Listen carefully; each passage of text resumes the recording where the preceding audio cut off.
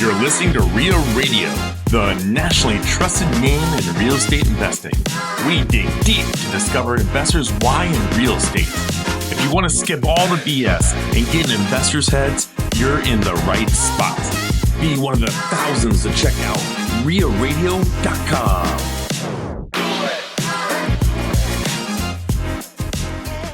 The first 2 hours of the day, I focus on like my most important task, my biggest thing that has to get done. So, if I'm creating a new process or system, it's maybe like writing that out. Or if I'm, looking at certain deals that are very important or financial analysis for my entire portfolio, anything big, something that's really big, that's going to be a process or system that's going to work forever in my business, or it's going to be something that's going to be like life-changing money or a huge deal. The first 2 hours of the day, I always try to focus on that.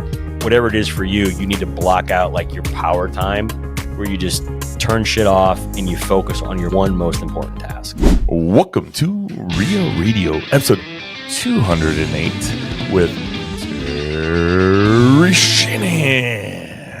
Terry Shanahan times 2. This is the second time we've had you on, and I'm going to do a quick recap here. So for those of you that maybe missed the first episode, it is a banger. So you should go back and listen to episode 46 of REIA Radio to hear Terry's origin story, how he got started in investing, what happened throughout his whole life cycle there. So much of a banger is our third highest. Third highest ever.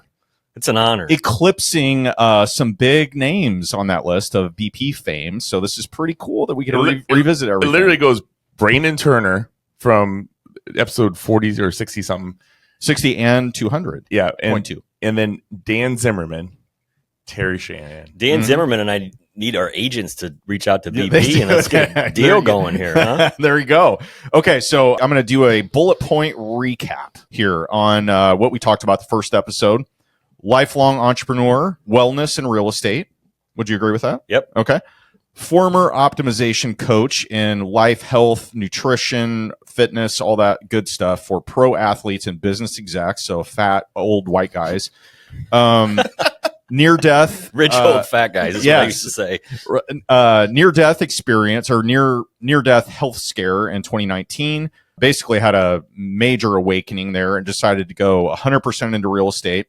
Ramped up at an crazy clip, building a portfolio of 185 doors in 32 months. And we all realize that door count is kind of like dick size, right? And you specifically called that out here. So we're going to dig into that part of it where it's like not door size. It's more important what your NOI is out of all of it, right? Absolutely. And runs Shanahan Management Group, which manages approximately 200 doors. You also do construction projects for other investors locally. Yep. And that's kind of the highlights here. But we obviously talked about way more than that. Well, there was one thing that really stood out to me on that podcast. Mm-hmm. And I remember at the point you said that you were going to, this was mid-22, if I remember right. Yeah. June, July. Yeah, almost 3 years ago. And in that, you was like, hey, 1 year from today, you're like, I'm going to have 500 doors. My sister's going to be running the business, but she's going to be able to travel. And I am going to be working a max of 15 hours in my business.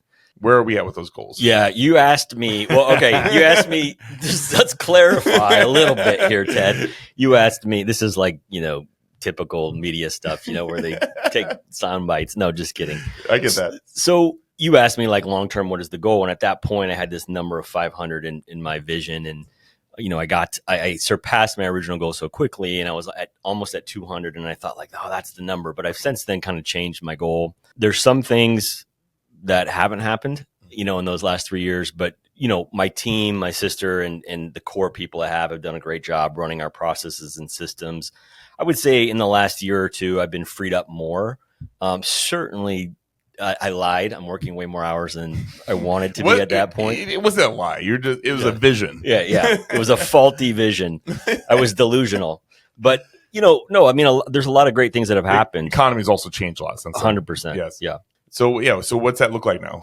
Yeah, so what it looks like is, I got to 185 super quick, 200 super quick, and then I kind of woke up at the beginning of 2023 and was like, oh man, I got to kind of like manage all the garbage I just bought in the last, 2 years and figure it out. And I started to like get really into the financials. And that's about the time that I started looking to hire like a fractional CFO company or somebody who's like a high level bookkeeper that could really look at the numbers, help me analyze the portfolio and just figure out like, what does this actually look like? Like, what is my true cash flow? Because you have like, I always looked at like gross cash flow. So principal, interest, taxes, and insurance, flood insurance, if you have it, maybe a management fee, maybe a number for maintenance.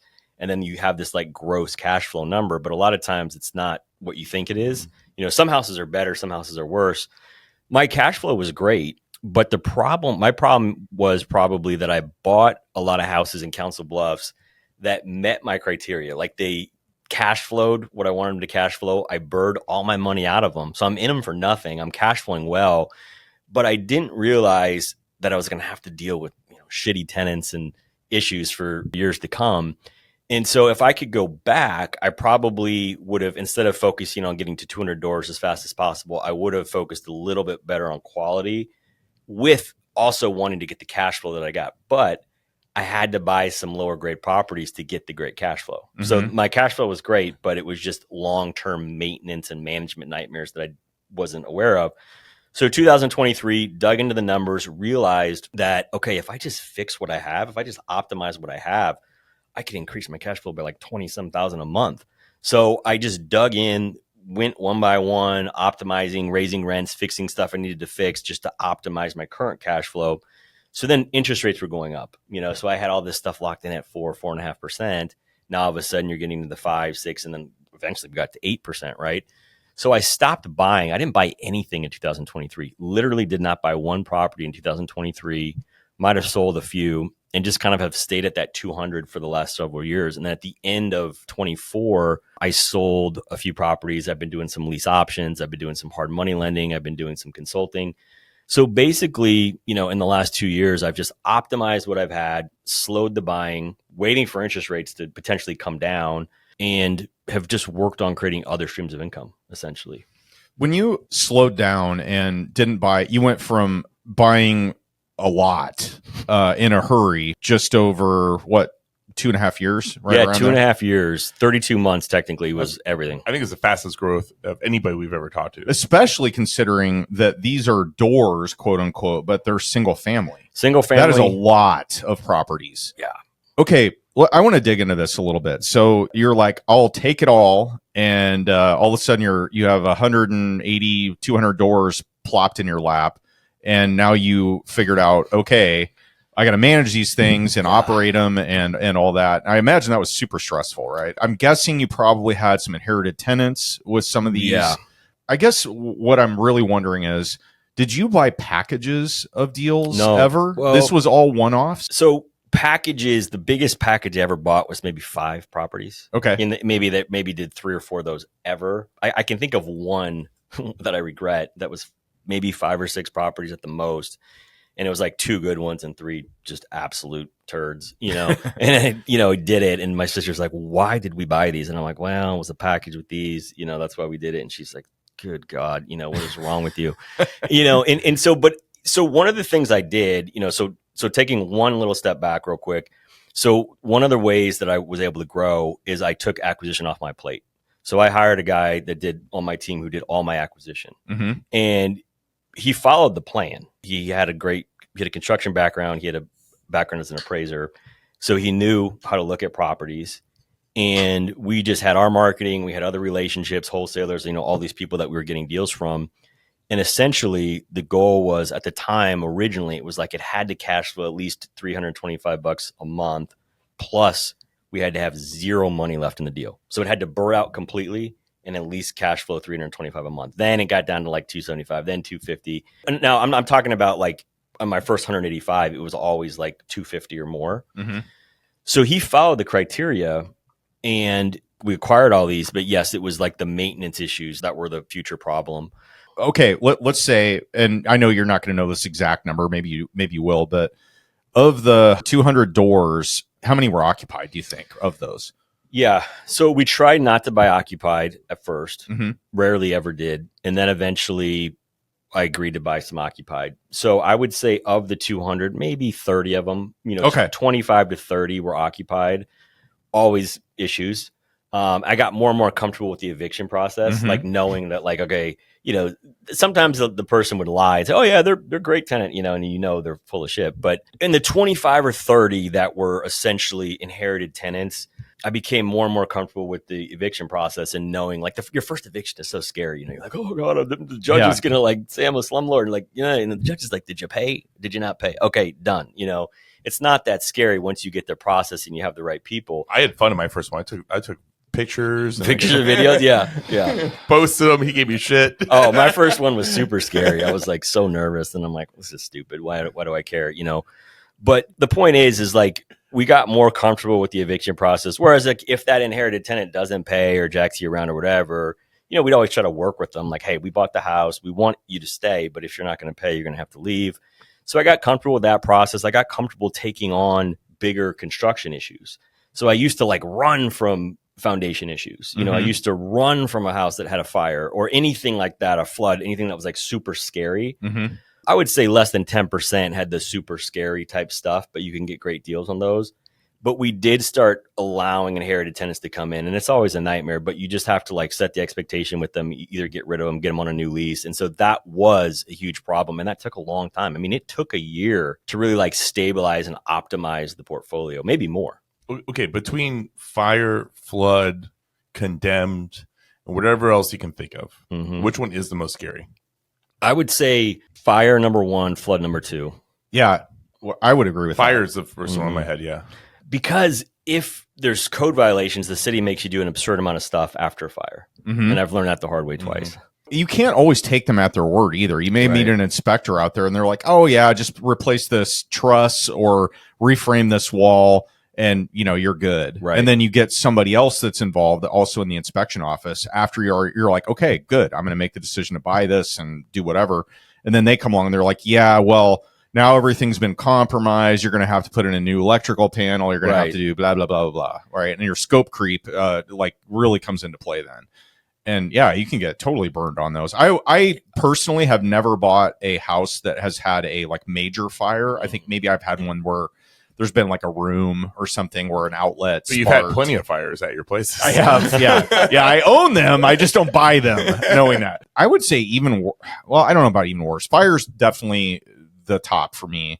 And then, like you mentioned, the flooding and the water issue, like unsolvable water issues, man, those are tough. Yeah, they can do as much or more damage than a fire, like, within a short amount of time. I used to do foundations, as Owen knows, but when I did those, everybody was scared of them. Yeah. And I did that for like 5 years. But when I started working with investors, they're like, oh no, I won't ever touch a foundation house. I'm like, well, it's really easy to fix. It's just how much money you got to spend, So if you can figure the money in there, it's actually one of the easiest things to repair. I probably did 10 or 15 big foundation issues because at the time I had like 2 or 3 good contractors. Council Bluffs foundations are terrible. If that's where you're really investing. A few of them. Yeah. A few Omaha, a few Council Bluffs. But once I had the right contractors, I had confidence. But the biggest problem, water and fire. I mean, there's only 2 houses I bought that had fires. And then since I've owned 200, I've had 2 additional fires at houses that I own, and that's a scary thing, a crazy thing. I just had one total demo. It has to be demoed.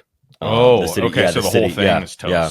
But luckily, I mean, my insurance sucks, but luckily on this one, they've paid out fair, so it's like, I'm going to be okay. But it's a scary thing, where you're just like, what's going to happen here? What's the scary stuff about flood houses? I've never encountered a flood house. Okay. So it's with a flood house, there's 2 issues. One, fixing the issue. Second, the mold, right? So I'm thinking like floodplain and the water. Oh, yeah. Or are you talking about like it just has water coming up from the basement? I mean, I guess a little bit of both, maybe. Yeah. Mm-hmm. I have a company that I use for all the flood insurance, and I remember like the first quote I got on flood insurance was insane, and I was like, "Oh my god, I can never buy a house in a floodplain. I'm done. Like, this is crazy." And then I started like researching it, and I found some company that like I pay like $400 a year, $500 a year, maybe. And so I'm like, okay, I can buy these, as long as it looks okay, because flood zone, floodplain, I don't even know the difference of all of them, but I mean, you can kind of look at it and know, like, I think this house is okay. Whereas some of them, they're like really low and it looks iffy, you probably don't want to touch those. But from my standpoint, it's one, like fixing the problem. And then it's like, is there mold? Is there other damage? Is there things that are going to be the gift that keeps on giving that comes back later? You know, and the hard part about water intrusion is there's a whole bunch of different types. It's one thing to have like a detached downspout that you're getting water in the basement and it's on one corner of the house and it's an easily solvable thing. The other flip side to that is like you may be in an area where the soil is really porous. Maybe there's been a lot of water activity, so there's like tunnels underneath the ground that just go right into your property. Those are really hard to fix. But yeah, I on the foundation thing, just to put a bow on this, I would agree with you in that I've had some of my best deals on troubled foundations. Like one wall is bowing or something, and then you just shore it up, and you can get a disproportionate discount on the price because, to Ted's point earlier, everybody's scared of them. Until you've done like 3, 4, 5 of those, and you get comfortable and you're like, okay, I know this whole wall can be redone for whatever, $5,000, $7,000. Right. Then it's just a line item. Yeah. And then it's just, it's the equivalent of, do a kitchen remodel or whatever. So that's something. But okay, so triaging 200 single family homes, and you've had some inherited tenants. Yep. Most of them you said you bought that were probably vacant or about to be vacant.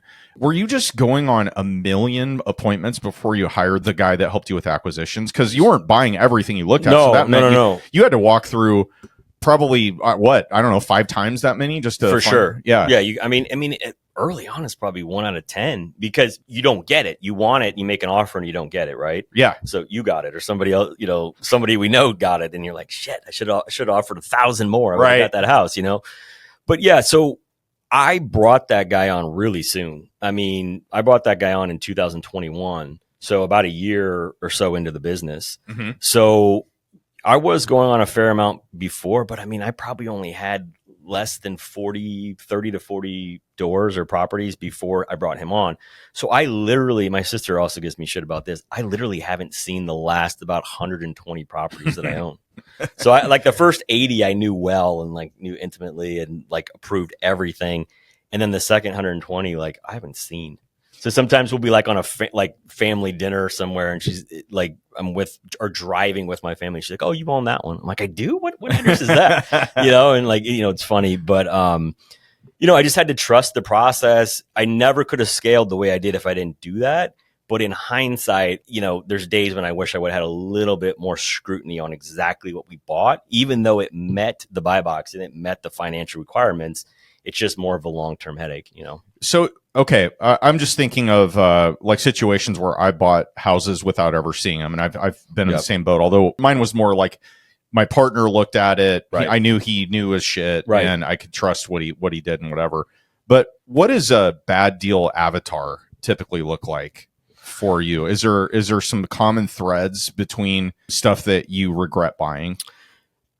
For me, the bad deal avatar is still a house that I might have paid 40 to 60,000 on that could be worth 150 to 200. So financially, it makes sense all day long, but it just needs freaking everything. Like it has some foundation issues. It has old plumbing. It has old electrical. Like literally, it needs everything. So you could very easily dump $100,000 into it. And it's better, but it's not even perfect. It's not going to be worth more than $150,000 by the time you're done. Right. And so, you can do stuff to make them safe, to make them rentable, to get them rented. You can put lipstick on a pig.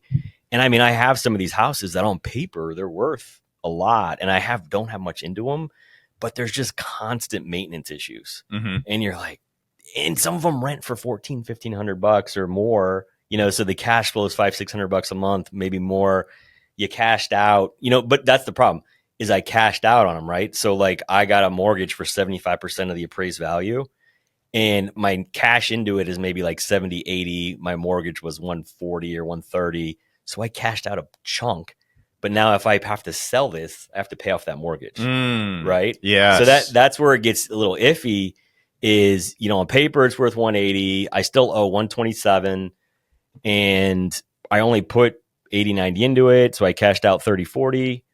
And then I'm sitting here like, okay, if I sell this today, could I even net 127 to pay off the mortgage? Or do I have to bring money to closing? Mm-hmm. So that's kind of the predicament on these ones that I think are the bad buy box. But I would say other details on the bad buy box is, I mean, to be general, it's just some rough shit in Council Bluffs. Like, I mean, if I'm just honest, like that's it. You know, I was a little bit, you know, I like South Omaha. I like parts of Council Bluffs. I got a little bit too loosey on some of my neighborhoods in Council Bluffs. Okay. Yeah. Okay, so there's not too many people we've talked to besides maybe Jay Cathell that invests in Council Bluffs. What advantages does that have over the Omaha market? So the advantage it had was inventory, and you could get great deals, and you could get decent cash flow, right? So I'm burning these out. I'm taking cash out refis. They're cash flowing, and you can get properties, you know, let's just say in 2021, 22, you know, you were still getting stuff for 50, 60, 70, 80 grand, whereas in Omaha, you were at 110 or more, right? And so you're getting similar houses for a lot less, and the rent is disproportionately higher. You know, like the rent's better for the house. The problem with Council Bluffs, and I didn't learn this until later on, there's also issues with the utility companies where the tenant can easily throw the utilities back in your name and you don't know for 1 or 2 months. The other thing that's a nightmare is they charge you for trash. So Council Bluffs charges you for trash, right? It's super annoying. Oh, I mean, I have a full-time VA who like, I mean, she spends so much time managing that. It's insane. And so like the first time I realized this, a full-time employee for trash. I mean, I mean, I'm exaggerating, like she does other stuff, but like the amount of time she spends on that is disproportionate and insane. I had a $19,000 lien on a tax bill like 2 years ago. So my property tax bill, right? I go to pay it and they're like, oh, you owe another 19 grand. And I'm like, wait, what? They're like, oh yeah, like none of these tenants paid their trash bill, so you're responsible. And I'm just like, oh my God, how did we not know this? You know? And so then we're like figuring out half the tenants were gone already, you know, so we have no recourse. Half the tenants are there, but they can't pay it. You know, so you pay it, you try to get a payment plan on them, they never pay it. You know, what are you going to do? Nothing. Right. You know? And they make you pay it when you pay your property taxes. This is funny that we're talking about this because I was just reading a thread yesterday in the Des Moines Real Estate Investors group, and it was kind of a newer landlord, and they're like, hey, I just noticed that the city of whatever, and it was a suburb in Des Moines, Iowa, and they were like, I see that there's basically, I had a tenant move out and I got stuck with the water bill. Yep. And they were asking like, is this normal? What can I do? And they're like, oh yeah, you didn't get a lien waiver as part of your lease. That of course makes sense. That's like total common sense. Like, yes, of course you should do that. And I'm like, I've never done that. In Council Bluffs with a trash waiver or water waiver or whatever. Well, the last duplex I bought in Omaha, they wouldn't turn the power on because the previous tenants had a previous bill. Yeah. But I bought the property not with those tenants, and it was vacant for 6 to 9 months. I'm like, why didn't I go on the other owner? Right. It should. Why am I having to pay for it? And they refused to turn on the power. I had this long back and forth with, I think it was MUD in Omaha. So they're the local water, gas, and sewer provider. And they put me on hold forever. I was taking over a new house. And I'm like, yeah, I'm the new owner of XYZ. I need services turned on in my name. And I was on hold for MUD sucks anyway. And I will say that to their face they're probably the worst. Yeah. And I was like, what is going on? They're like, well, we had a tenant that had, evidently a really large bill. Yeah. And they stuck them with it. And I guess, and I go, listen, I was talking to the customer service rep and I said, hey, listen, I know this, you're just doing your job. I get it. Like, can you help me understand? Right. Why am I encountering all this resistance on just getting new service? Like, this is a new property. I'm the new owner, whatever. She goes, the problem is you get tenants that will have a friend, a relative, somebody else call in and want to switch service. And then they do some type of I don't know, calculus on the back end where they can somehow get out of paying it. And so they have people call in randomly to utility companies and switch them over. Yeah. To your point earlier. Yeah. And anyway, so there's a lot of tricks that they learn over time. There's professional criminals out there that know how to get free rent. They know how to manipulate the system. I mean, and as a landlord, sometimes there's just not much you can do. You can yell and scream and fight and be an asshole to whoever, but at the end of the day, sometimes you got to pay it.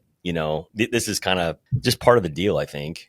One thing I've been really wondering about, and it's been a conversation I've had more and more inside our local REIA group, is with as many properties as you have, how are you handling the LLCs? Are you doing one LLC? That's a good question. For all for all these? Or, for those of you just listening and not watching the video, you should see the look on Terry's face right now. Because I've heard advice that every about $1 million in assets, you should get a new LLC. Mm-hmm. But I've heard people that have a new LLC for every house. I'm like, what are you doing? It's really hard. I've heard a million different things too. I've recently been doing some work like on estate and planning and different things. And, the attorneys that I've talked to, they said, number one, you have to have good insurance and liability insurance on additionally, so if something horrible happens, your insurance is fighting it for you. A big umbrella. Yeah. Umbrella. Yeah. Right. Which in 2025, the freaking quotes I got. Oh my God. Yes. I was just going to say that. Oh my God. I was like, the guy sent them to me. I'm like, what is this? Like $25,000 a year for like an umbrella? $1.5-2 million umbrella policy? Like, what? Are you? Yeah. Yeah. When you have that many properties, okay. Wow. And I was just like, dude, are you serious? Cause like you can get like $1 million extra umbrella on your existing coverage, which is not expensive. I think I have for $40 a month, I have a $2 million. Yeah.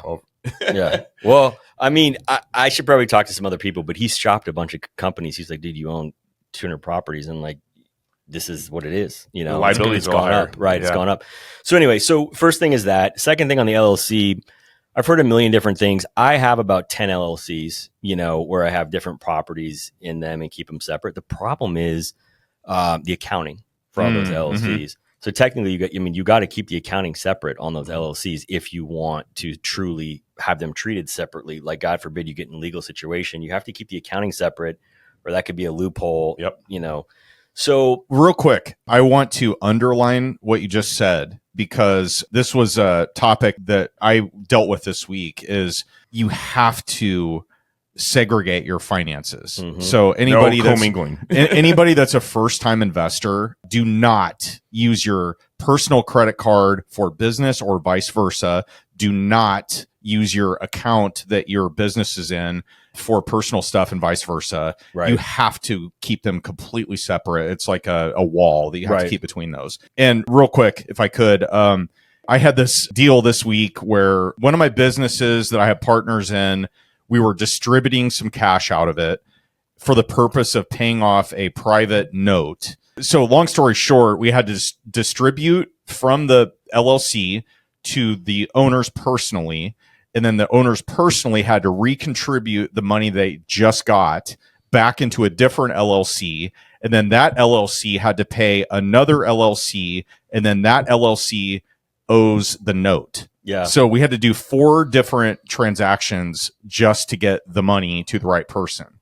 But you have to do that for accounting purposes to true up everything. The amount of time I spend... It's a nightmare.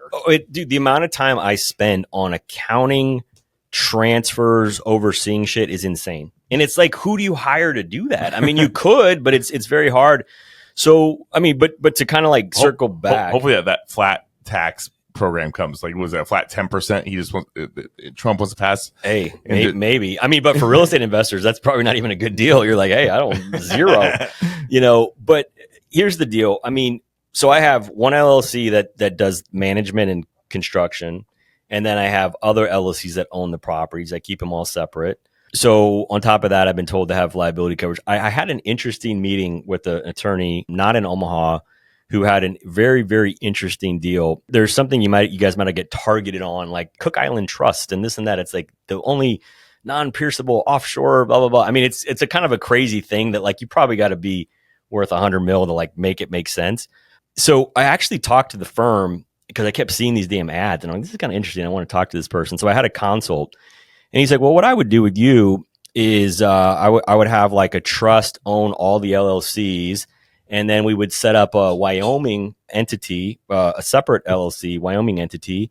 And that entity would place a lien on every one of your properties. And so if anybody searches the title, they see that it's totally maxed out. Yep. And that was really interesting, and it was like golden nuggets right there. Yeah, like a Wyoming or a Delaware LLC, because they have certain privacy about ownership of the LLC that I think is still relevant.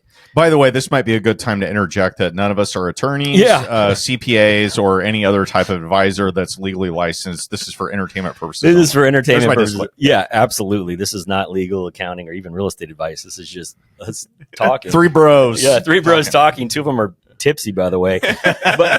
But anyway, so, I thought that was really interesting. Like it's a little thing that you could do. But he's like, the amount of title work on that is going to be expensive, like literally, because like he was wanting to separate them further, and so we could talk for hours about this. But like what I've done is I've tried to divide it, but I mean I might have too many properties in certain LLCs, but at the end of the day, you just got to keep the accounting separate and do the best you can. What I've really, I guess, latched onto of all the million flavors of advice like this. And by the way, that is a really, I know a guy, well, we know a guy, Clint Blackburn, who has mentioned he has a good friend that is doing that exact approach. So he has land, or he has, I don't even know the details, but it's some type of trust. And then the trust owns the properties, and the properties are in states like Delaware or Wyoming. And my understanding, and I have a couple of Wyoming LLCs, and basically the benefit there, and again, don't quote me on this, but you can form a single member LLC and it will offer similar protection to what a partnership LLC does, which is much harder to pierce from an opposing counsel if you get into a lawsuit. Right. So that's the benefit of Wyoming. And there's some additional privacy benefits and so forth that you mentioned, where it's hard to tell who owns what within that. Right. And Delaware has some. Nevada's another state that's widely known for favorable LLC creation stuff. Right. What I've latched onto is that it's your equity, not necessarily the property, that you have to pay attention to. So how much equity do you have in each LLC? And when it exceeds, Ted, you threw out $1 million. I've heard that too.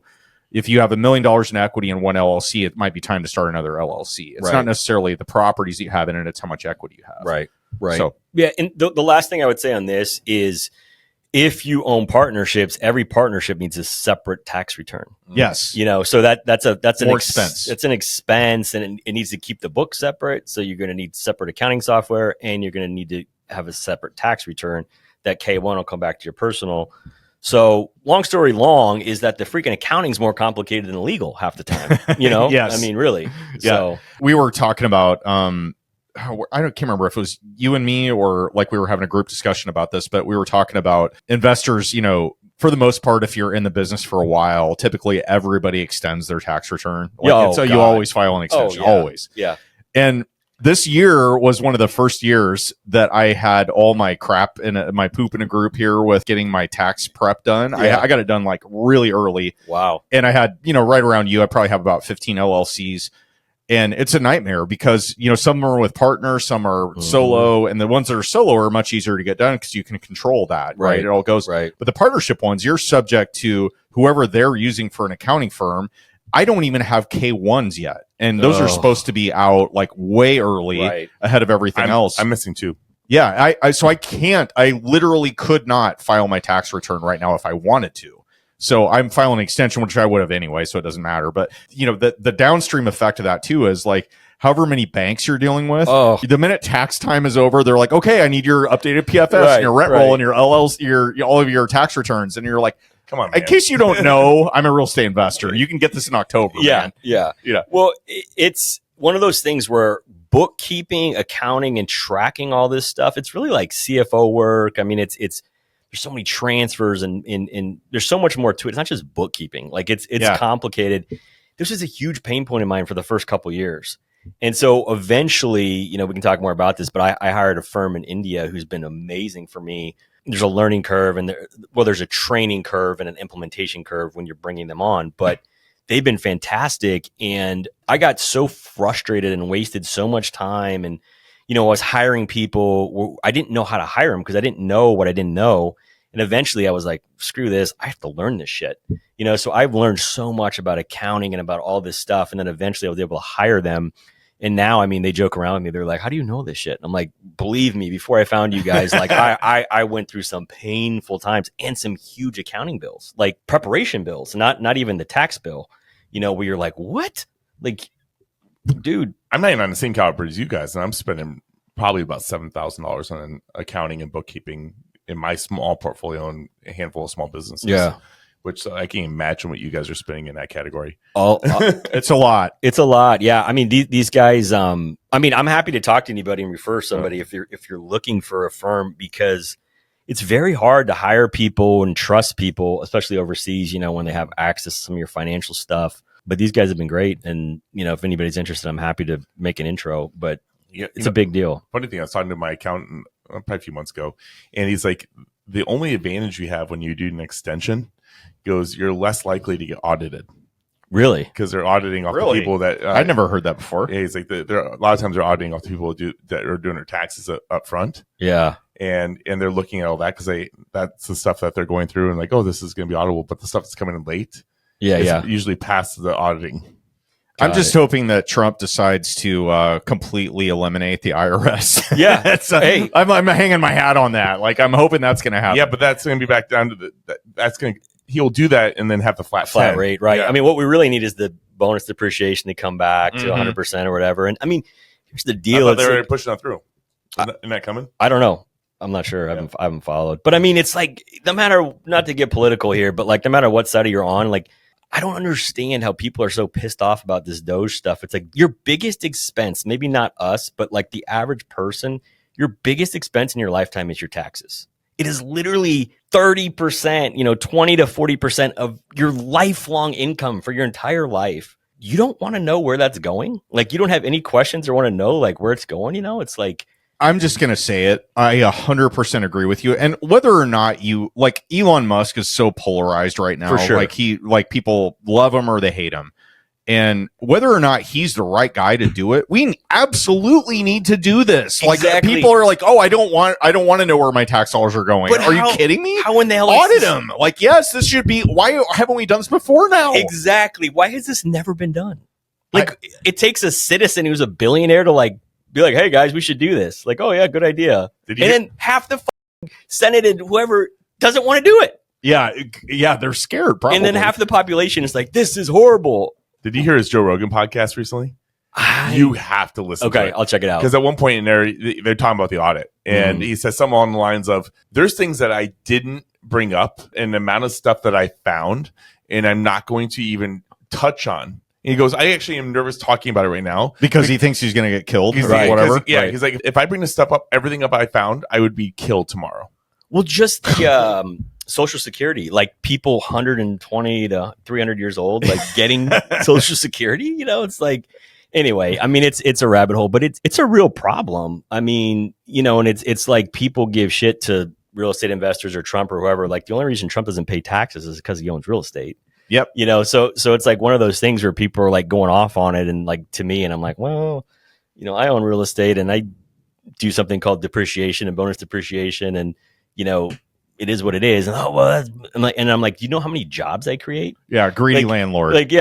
One, do you know how many jobs I create? Two, do you know how much I pay in property taxes? I pay in sales tax. I pay in all these other million taxes. Payroll tax. Yep. My grandfather, which is he's originally from Czechoslovakia, grew up in Brazil, but then in the late 90s, he died. Well, I didn't know this till later on in life, but he was a citizen, quote unquote, of the United States, but Brazil recognized half citizenships. So he had dual citizenship. So he was getting retirement plans, Social Security from both governments. Oh my God. While he was living in Brazil. And on top of that, he somehow died. This is a crazy story. And his wife, hid it. Brazilian? Yep. Yeah. Hid it. And was collecting those checks for almost a decade before my mom found out, and then called the IRS about it, and then the reporter, because but she's in Brazil, right? So it's like good luck. Yeah. Well, I think there was something. Yeah. But anyway, I mean, dead for over a decade, getting the money. Yeah.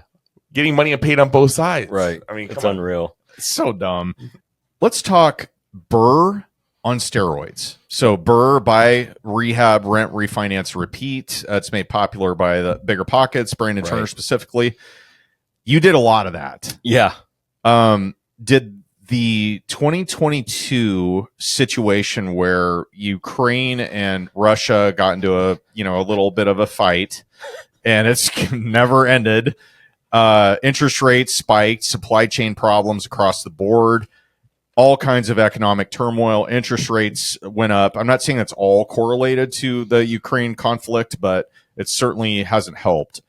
Did that have anything to do with your decision not to buy anything in 2023? Yeah, absolutely. So in 23, it was mainly interest rate specific for me because, historically 6 and 7% is fine, is good probably.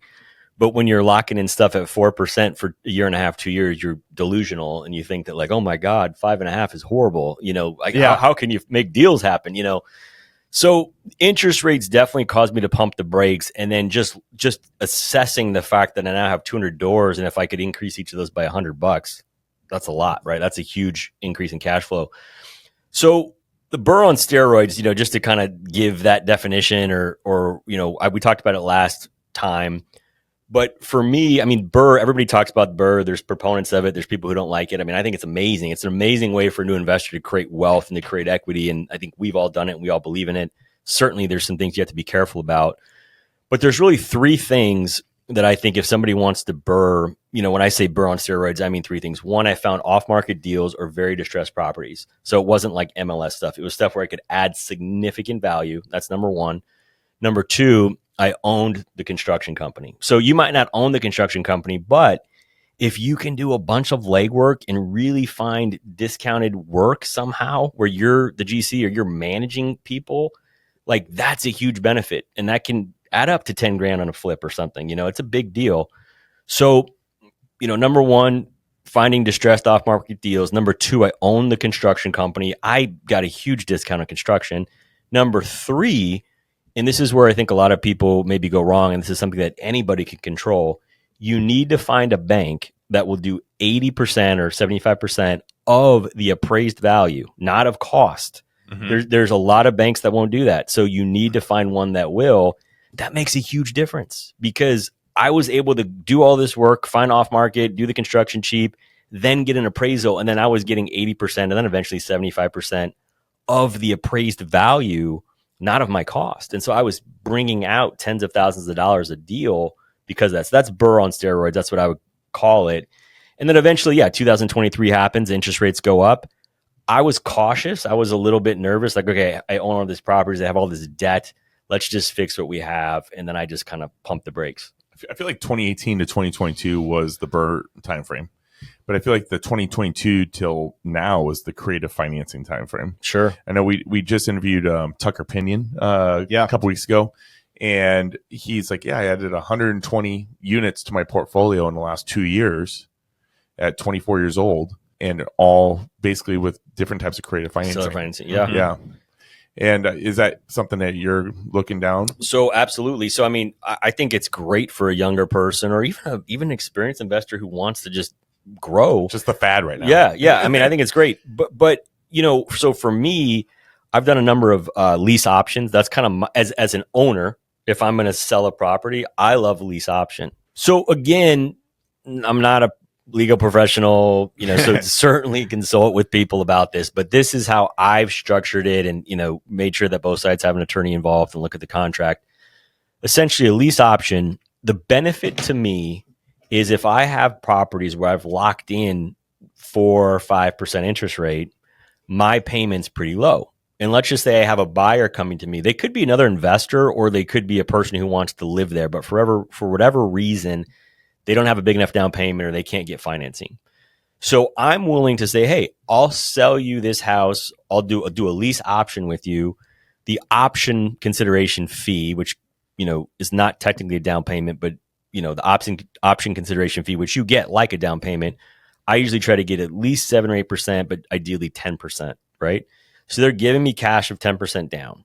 And then I'm agreeing to a monthly cost that they pay me, right? And you in a lease option, you can't structure it like a mortgage payment. Like you can't say that. It has to be rent. I believe you can legally credit them some principal pay down, like, $75 a month, $50 a month, $100 a month. Goes toward the purchase price. Right. Whatever the contract says, but you can't say like this is a mortgage payment or I'm seller financing. It's not how it works.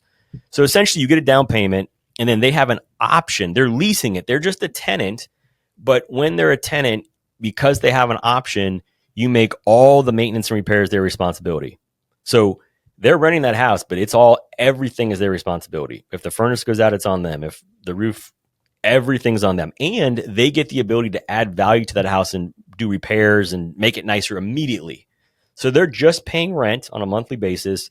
Usually the option that I give people is 3 years, 2 to 3 years.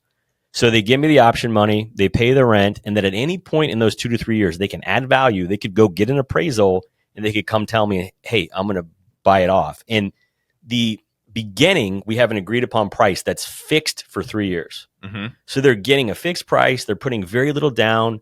They're getting a fair payment on a monthly basis. During that entire time, I'm getting cash flow. I eliminate maintenance completely. I still get to keep the depreciation on the property because it's in my name. And, so it can be really a win-win if you structure it fairly and you structure it right. Now, if they mess up or something happens and they don't buy the house, you keep the money. You keep the option money, but it has to be very clearly defined in the contract, of course. It's funny because I'm in the middle of the book, The Art of the Slow Flip by Scott Jelinek, and he explains a lot. But in his, he's like, buy $30,000 to $50,000 houses, get $3,000 to $5,000 down, no credit. And then he's actually playing the bank, and he's getting in and he's finding loans that are hard money loans at 12% that'll do like 5+ years. Yep. And then he's charging, I think it was $895 a month on these. And he's like, on average, he goes, I'm getting a house back 3 times. Three times that each on average is how many times people are not finalizing the house or giving it back because maybe something comes up and they're not willing to do the repairs. Right. Terry, have you found it difficult to find somebody that has 10% to put down on those? Yeah. I've had a lot of tire kickers. I've wasted a lot of time talking to people where like you think the deal's going to happen. You're agreeable. You send them the contract and they go dark on you, and it's like maybe they didn't have the money or maybe they just got cold feet or whatever. It's harder to find buyers than you think. It's very popular. I mean, again, like, I want to be careful what I say here. Like this is just, I'm making a very big generalization, but it's held true in my experience. South Omaha, there's a lot of Hispanic families that really like this model. Mm-hmm. And I've seen it work really well, and it's like, if you treat them very fairly and you're, take care of them, they'll tell friends and you get referrals. And that's where I've seen it. People do well with it personally. And I've done a few deals there. I've also done a few deals with other investors where they have some money, but they want to grow their portfolio really fast, but they can't go buy 10 properties. So they'll buy 10 from me. Now, I also had an investor default. So it's give and take, and it's like, oh, they defaulted, you keep the money. Well, you keep the money, but if they give you the properties back in worse condition and it's a nightmare, it's not great. So you got to be careful. You're never getting anything back that's in better condition than you got it at. So what you're talking about basically is 2 different contracts. You have a rental agreement, a lease, right? So you do a lease with the tenant buyer, and then you have an option agreement where you have an agreed upon price, a term, the payment arrangements, and how much of an option payment they're giving you. Yep. And if they decide not to go through with it or can't go through with it, then you pocket the option payment, and then you treat it like a normal lease. Exactly. So, right? Yep. I really like that. Yeah. Yeah. It's there's some nuance and details to it that you have to work through with the person, and you really have to figure out like, why are you not buying and how can we make this a win-win? And as an investor, wasting time on this, I've learned the hard way. Like, you got to be fair with them and try to create a win-win, because you don't want to set them up to fail. You're not going to win if they fail, So yeah, you could take the house back, but it's just not a win. Sometimes what I've done on 1 or 2 of the deals is I put in a clause: if they cannot execute the option within 3 years, then it moves to this. Like, they have to put down an additional $5,000 or $2,000 or whatever, and the monthly rent will go up, a portion, just in case they're worried that they might not be able to get financing in 2 or 3 years, but they want to do it. You could also look at that additional clause in the option contract. The benefit to the tenant buyer is that they can lock in a price. They don't have to actually buy it for 3 years in this case. And there's a good chance that market appreciation is going to make the house worth a significant amount more, probably more than their option payment, in that amount of time. And if they aren't able to do it, then you have the benefit of basically keeping the option payment, and then they either move out or they just keep renting from you or whatever. Right? Yeah.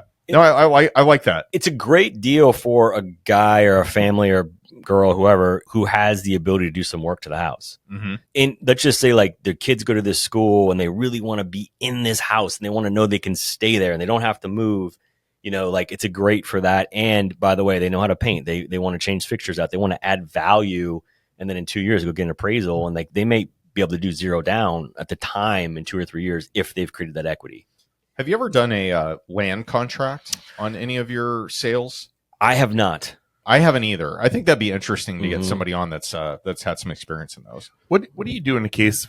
I can gear us both of you guys, but like with all the issues right now with ICE and immigration, people that want to stay at your place that are not legal citizens or don't have green cards, like how are you guys handling that? Because I bring this up because at one point I had an Airbnb tenant in, and they renewed for 4 months. Really? And at one point I went up to them. I'm like, hey, and they spoke English, and I was like, so what's the deal? Like, why do you keep on renewing? You've been here for a long time. You're paying a lot of money to be here. And they're like, well, we feel like we're comfortable to stay with you, but we're not legal, and we can't find any place that will rent to us right now. Mm. And they had local jobs at restaurants or something. I don't know where they're at. And they said that was the reason they kept on renewing. And they say Airbnb doesn't check that. Interesting. I don't know what to say about this. It's a tough one. I'm a little hesitant to comment on it, but I mean, it's one of those things where in general, we're most fixated on background check, credit check, and, looking at their income. If they don't have a Social Security background check, credit check or something, then we really look at their income. So if they can prove that they have steady income, we'll consider a family or a person, but it's definitely a concern. And, I actually have an agency that I've done a ton of leases with. Refugee Empowerment Group is like REG or something is what they go by. And it's not Hispanic necessarily. It's all around the world. Yep. They bring in families and help assimilate them into the US. And, they lost a lot of their funding and stuff. But I mean, we've probably had like 20 plus leases we've done with them. Huh. So we're like, oh God, we're a little nervous, what's going to happen. But they're legal, I believe, because they've been brought in and they have sponsors and they have organizations helping them. I've done one group with them. I've done one group with Lutheran Family Services. Yep. And both times, I mean, Flop. just catastrophic damage. Yeah. Catastrophic. Like, I mean, don't know how to operate the house. Something like keeping the house at 90 degrees because, they're from Afghanistan in the desert, and the wood floors started warping up, and the amount of things broken. And I put 120 grand in remodeling this place, condemned. And I remember the guy I sold to, he's like, yeah, the roaches are so bad that they've in the circuit boards and, ruined the furnace. Eat the wires. Yep. Yeah. And then the mice, and then, putting hot pans on the LVP, and he's like, yeah, I'm at about $70,000 in probably damage to the house now, just in wear and tear in a year and a half. Dude, yes. All I can say is, yes, that does happen. Mm-hmm. I mean, scary. The craziest shit, you can't put a diaper down a toilet. Like you can't do it, like you can't have an open flame in the kitchen. You can't start cabinets are burned. You can't start a fire in the tub to cook your food. Right. Yeah. Right. I mean, we're joking and we're saying some stuff, but like this true. Is real. Like we've absolutely had we've had the most amazing, pleasant people ever who adore the house and keep it perfect. But I have enough volume that like the 2 or 3 stories like you talked about, I'm like, oh yeah, we did have that happen. Oh yeah, we did have that happen. But we've had some good ones too. But it's interesting. Like there's just little things that we don't even think of, like, yeah, you can't keep the heat at 90 when it's 20 below, and you can't keep the AC at 59 when it's hot out. And there's a lot of stuff that they don't know. Well, okay. So a lot of what we've just been talking about is somewhat related to property management. Sure. I wanted to maybe pick your brain about this whole topic. You like how I worked that in there? Yes, I do. He knows I hate that term. What have you found in all of the mad flurry of acquisitions you had, and then you're going through basically 2023 was kind of a case study for you in stabilization and optimizing and getting your operational components under control. Yeah. What are some tips and tricks that you learned that weren't being done well and you learned how to figure it out? And maybe we could get into some tactical stuff. Absolutely. Yeah, this is probably one of the things that I think I've done a good job on and what helped me scale. coming from a background in nutrition and performance, like details are very important. I'm a very, very detailed. Take this supplement. Yeah. Oh, they're dead. Yeah. I mean, we saw it in the show notes you sent us. Yeah. Okay. Not the show notes we sent you. Right. Yeah. My show notes were detailed. Yeah.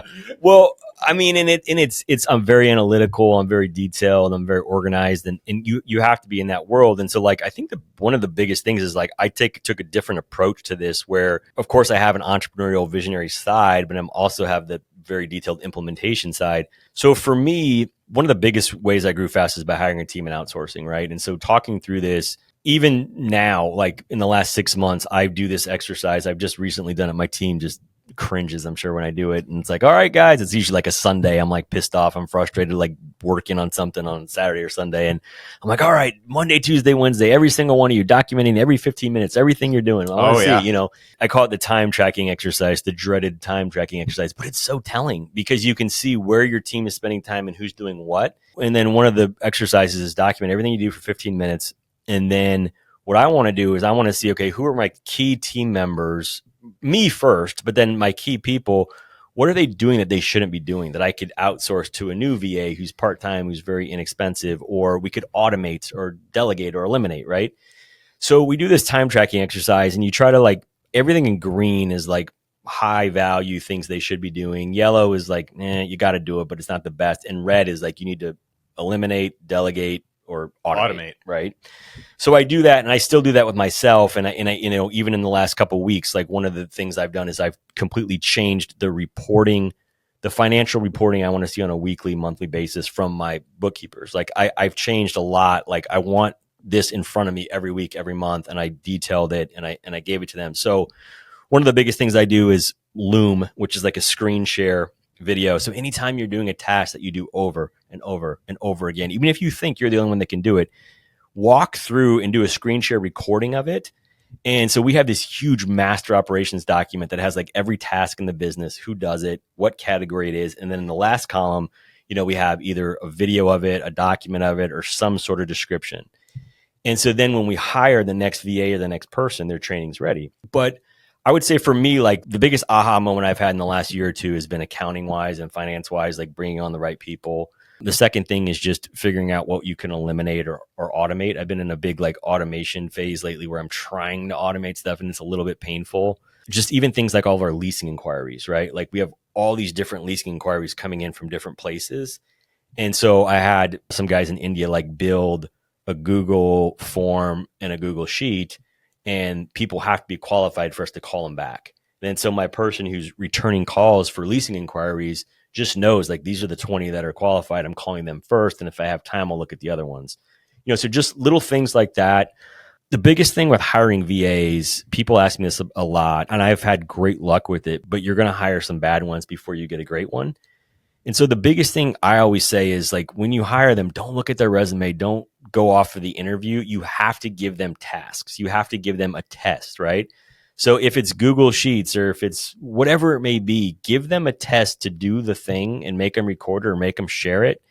And then if they do it well, hire them on like a 14 or 30-day trial. And then if they do that well, then you hire them longer term. But it's a lot of work to, like, recruit, interview, train people. So if I could tell anybody how to improve it, it would be some of those steps that I just saw. But feel free to, like, ask me more details on any of that. I'm happy to get into it, Yeah, I think the whole topic and Ted, you're more well-versed than I am in this, but, VAs, I've always struggled personally with the pre-work that's required to train someone properly. Like, I don't like it. I don't like doing it, and I avoid it whenever possible to my own detriment. And people that are prepared and organized and, like, very process oriented are much better at that than I am. But you called out, just kind of going off your notes in our conversations, you've used Upwork. Yep. You've used Fiverr. Is that a? I haven't used Fiverr much, but Upwork, and then the other one I've used is onlinejobs.ph. Okay. Which is Philippine specific. Yep. Okay. And the benefit of hiring a Filipino VA is that, well, let's be honest. I mean, it's cost, right? So their economy is so much different than ours in that they can make $4, $5 an hour go a long way, right? Compared to, hiring someone in the US, for example. Right. And do you have any built-in interview questions that you know about? Or I know you mentioned that you are more interested in how they can actually perform on tasks. Right. Okay, let's break this down. I go on Upwork and I'm like, I need somebody to do I'm trying to think of a task. I need somebody to edit the podcast. Okay, podcast editing. Yep. Is that something you do? No, I don't. But I mean, we could talk about any task. I mean, like what's the most recent one that you've used Upwork for? Well, do you think? What's that? Graphic design. No. That's the OnlyFans is a different business, Ted. That's a Feet different Finder. Yeah. We went deep into OnlyFans. We had some really jokes. It was way funnier back then. 3 years ago, it was like really funny. Now it's like, oh, it's real serious. It's like, wait, you have OnlyFans? So no, none of us. It's like you don't have OnlyFans. You don't have OnlyFans? Yeah. Okay. So before we digress down a bad rabbit hole, one other thing with the Philippines, Filipino VAs generally have the best language, so least amount of accent, not always, just generally they do. So if you need somebody to speak, 90% of the times when you call a big company and their customer service, it's in the Philippines. They have a little bit of a twang. You can kind of tell maybe they're not in the US, but it's not much. So speaking wise, they're great. Just as a culture, a lot of them are very hardworking, and a lot of them want to work for Americans, and so it's a great thing. It's a huge part of their economy is virtual work, and they work at night during our time. So I've also had pretty good luck in Bangladesh, and then India lately. I've had amazing luck with respect to financial accounting work. So anytime you're hiring somebody, I mean, because somebody can interview very well. And like I actually just made a bad hire a couple months ago, and they were only with me for less than 30 days. And it was a girl, great personality, bilingual Spanish and English, and seemed great on paper, interviewed tremendously, did a horrible job. So we had to fire her. But for example, like let's just say you want to hire somebody to edit the podcast or whatever. Which Jory is out of the Philippines, and he's going to listen to us and edit this. Okay, perfect. Yeah, so it's very overwhelming because you're going to get 50, 100 applicants sometimes, and you're like, oh my God, how do I do? So the first thing I do is like you got to go through them and look for certain things. The first thing I do in my ad is I'm very freaking specific, and I disqualify as much as I can. For example, like if this is you, this is not a fit. If you do this, this is not a fit. If you can't work alone, if you can't receive direct feedback, if you've never worked in real estate, like I get as specific as I can. I want them to read the job and be like, oh shit, I don't want that job. Like literally like you want to disqualify. Yeah. If you have these skills and you can prove that you have these skills and you're in the top quartile on these skills, then I would like to talk to you. And then at the end of the ad, I always have like a follow-up step. Okay, so one of the best ones that I use is send me a 1-minute video of you telling me why I should hire you and why you'd be a great fit. 80% of the people won't do that. So they're disqualified, right? And so, very occasionally I'll see a great applicant and they'll write something back I can tell was like well written. And I'll just say, please read the ad again and message me back, and then they'll send a video. But I'm generally looking for somebody who like immediately sends a video and I can just, okay, they follow directions. Good job. So then those people go to an interview process. I'll set up a Calendly link with 15-minute increments and a form response in Upwork. Like, hey, thank you so much. I'd love to talk to you. Set up 15 minutes. And it's just boom, boom, boom, boom, boom. And then I'll block off like from 2 to 7 p.m., like 3 days over the next week. And then I'll just bust out the interviews. And then I'll try to figure out like, okay, from there, who are the best 3 to 5? And then if I was hiring them for video editing, I'd say, hey, here's our last podcast. Here's a copy of it. I will pay you whatever the rate is per hour. And I want you to pull out 5 1-minute clips that would be great for Instagram or whatever this thing is, right? Yeah, this is good. Yeah. Yeah. And then you literally get to see their work. You know exactly what they're doing. If they're on the phone, if they're like a cold caller, then you have to have them cold call and you have to have recordings. If they're a finance guy, you give them a detailed, complicated project and you just see what they do, and you want to see the spreadsheet, you want to see the work, you jump back on. But if I narrow it down to 3 to 5, if it's a quick task, I won't pay them. But if it's like 3 to 5 hours or something, I'll pay them. I'll say, I will pay you for this, but I need this by Friday. Now with Upwork and the interface that they have, so it's basically kind of it's like an Amazon for people that want to do work, and you can sort it by category, right? So if you want video editing, it's like you can look at everything that's video editing related, all the people that say they can do it. And then accounting, same thing, and like resume creation, logo creation, all that stuff. Right? They can do anything. There's operational consultants. There's anything you could ghostwriters, like yes, copy editors, there's attorneys, social media managers. Yeah, there's attorneys. I've hired attorneys in other countries that do legal work for the U.S. For something simple, like a lease revision or some addendum or whatever. Like I don't want to do this, but like I need somebody who kind of knows what they're doing. And I mean, you can find anything on there. I hired somebody off of Fiverr to take you ever get those documents that are like, maybe you have to sign an NDA, maybe you don't before you get them, but they're like protected. You can't edit them and all that. But you're like, God, this is such a good document. I wish I could have this, like a lease, for example. And I've actually, I probably shouldn't admit this on the podcast, but whatever, here we are. I've had somebody convert a PDF into Word by like just breaking it or whatever they're doing behind the scenes. I don't know. And then they create a Word document, which I can go in and edit afterwards. And it's like $10. Right. So yeah, Upwork is a great source of that. Fiverr also, for depending on your task. And logo creation, whatever. I would say Upwork, you can find more sophisticated, higher level. Fiverr's like usually quick, easy jobs and like kind of scammy transactional type stuff. stuff. Yeah, transactional. But I mean, this is something like I always ask people, like, because I get a lot of people. I even had a CPA firm like hire me for some consulting because they saw like my whole team like all over and I was like, you guys are stupid. Like, you're paying freaking young guys $150,000 to do shit that somebody could do for $7 an hour in India and probably do better than your team. And they're like, and they're like, I know, we don't know how to do it, and like I like did this whole process with them, and like the questions they asked were just so stupid. And I was like, they're like, well, what's their degree? And I'm like, dude, I don't give a shit what their degree is. If they can do better work than your freaking $150,000 an hour young CPA, why do you care what their degree is? You're looking over the work. Right. All they're doing is busy work that you oversee and tell them what to do. So, but that's the issue with corporate America in general. There's so many better, more qualified people they get that didn't go to college. Right. And I don't even know where I was going with that. But the thing is like, you can find somebody VAs that don't have degrees, and but like he might have learned it on freaking YouTube, but he might be great at it. And genius. It's like you can find people to do anything. I mean, when I was sitting with you guys last time, if you told me that like, oh yeah, you're gonna find this CFO company in India that you pay like $12 to $18 an hour to do high level cost segregation, I'd be like, yeah, right. No, I did. I found them, and they're freaking amazing. Like they can literally do like cost segregation work. That's like my CPA is like, wow, this is great. I mean,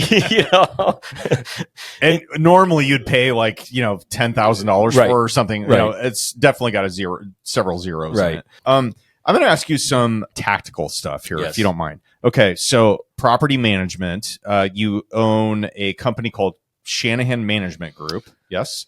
But it manages only your stuff. Correct. Okay. In managing this mess of, not mess, in my head, it's a mess. No, it's a mess. Like you're acquiring 200 doors in a really short amount of time and basically triaging it and figuring out how to operate it. What have you learned that has been making your life much easier since you've learned it? Here's the vein of my my question. Have you found that rekeying houses on a master key, or like, is there a specific lock that you really like? Do you buy a certain type of inventory and keep it on hand because you know you're going to use it over and over again? Let's get real tactical on this, if you don't mind. Knowing that you haven't looked at 120 of the 200 houses that you own. So that's a good question, as far as like tactical. And I mean, honestly, I'm trying to think of what comes to mind. So the first thing that comes to mind is just where you have to be with your headspace and your perspective.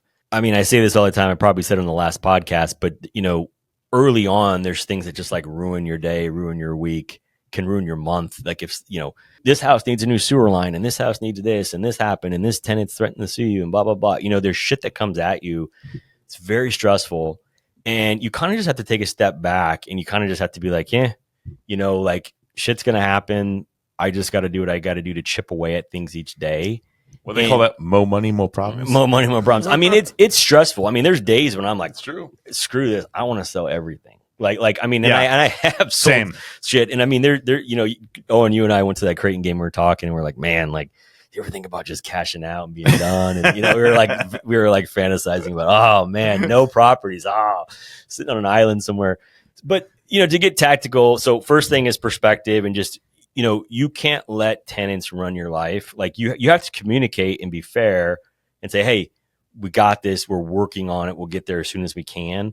But you got to have a little bit better perspective and expectations. You have to lower the expectations that like shit's going to happen and things are going to take time. So that's number one. And then number two, but as far as like little things that go a long way, I mean, obviously like something super simple. I think everybody probably does this, but like you got to have a lockbox in every house, a digital number code lockbox. So you always have to have a key there. Just you never know why, but you might have to have a key there, One of the biggest things that we did that was changing and allowed me to scale hugely, and I think we talked about this last time too, but just having the same finishes and the same SKUs. Like we started keeping SKUs so my sister could order stuff online. So like, let's just say we have an outside maintenance guy who's doing plumbing, electrical, HVAC, whatever.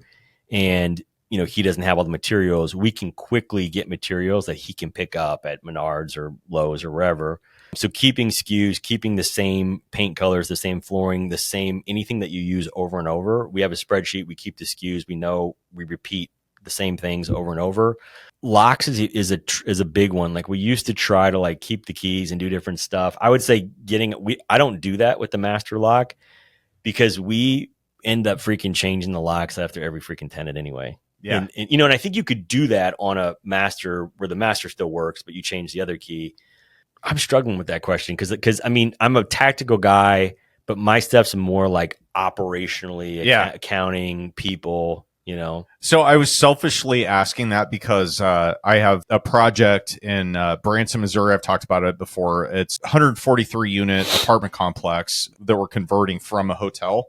And we have to figure out the locks. And so we're going to have a third party manager managing it, because like every time you go to rekey something, you're paying locksmithing charges. Right.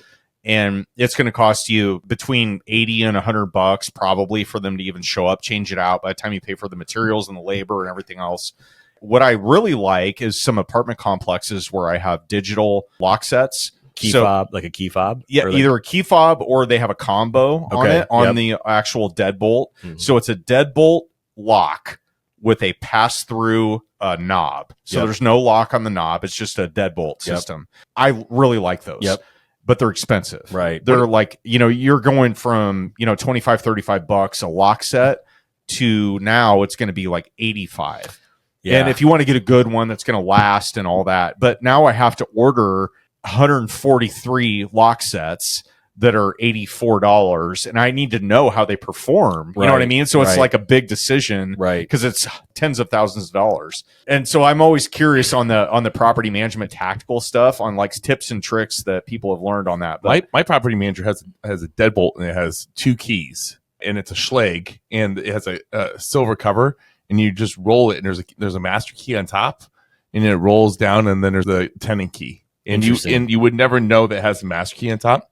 Yeah, and Quickset has one where you can actually take any key and you can get it cut any way you want, and then you insert it, and then the locking mechanism fits to that key, and now it's set. Right. So Quickset is another one that I considered, but like I just hate keys in general. I think they suck. You got to go digital, like you said, because you're going to pay twice as much or more. You can't though, but you won't have to always redo them, right? Mm-hmm. Okay, so I've gone all digital, and I had the Nest system at one point. Buys.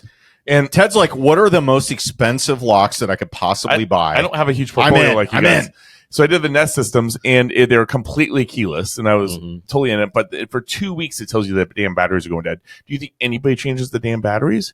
No. And then you go in there, and you can put a 9-volt battery on the bottom, and then power it up while hitting it. But are you going to have on-site management at the 143 unit? Yes. Yeah, so it's different. Yeah. I mean, it's a little different, right? Yeah. I mean, you would have to hear it, like you punch code and says, "Hey, battery's going low. You have 2 weeks." The other problem with that too is it's like, okay, Schlage in general is a really good brand, but they are not operating the same way in Florida that they do when we get negative 30 wind chill here, right? Because they just don't work then. Right. So I switched my Nest to the Schlages, like you mentioned, and mine have the code. They're hooked up to the internet, but they also have a key. And so I've created a one key per building, but also have a master key that works for all the units. Yeah.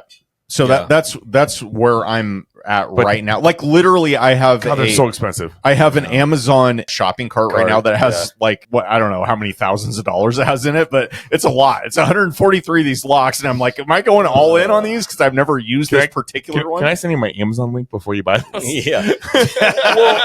If I get a kickback, I would. So here, I mean, you've probably thought of this, but I would order one and have it sent to you and have one of your guys around here play around with it and make sure it's worth a shit before you buy 143. Okay, that's a good point. Yeah. Yep. Maybe buy 2 or 3.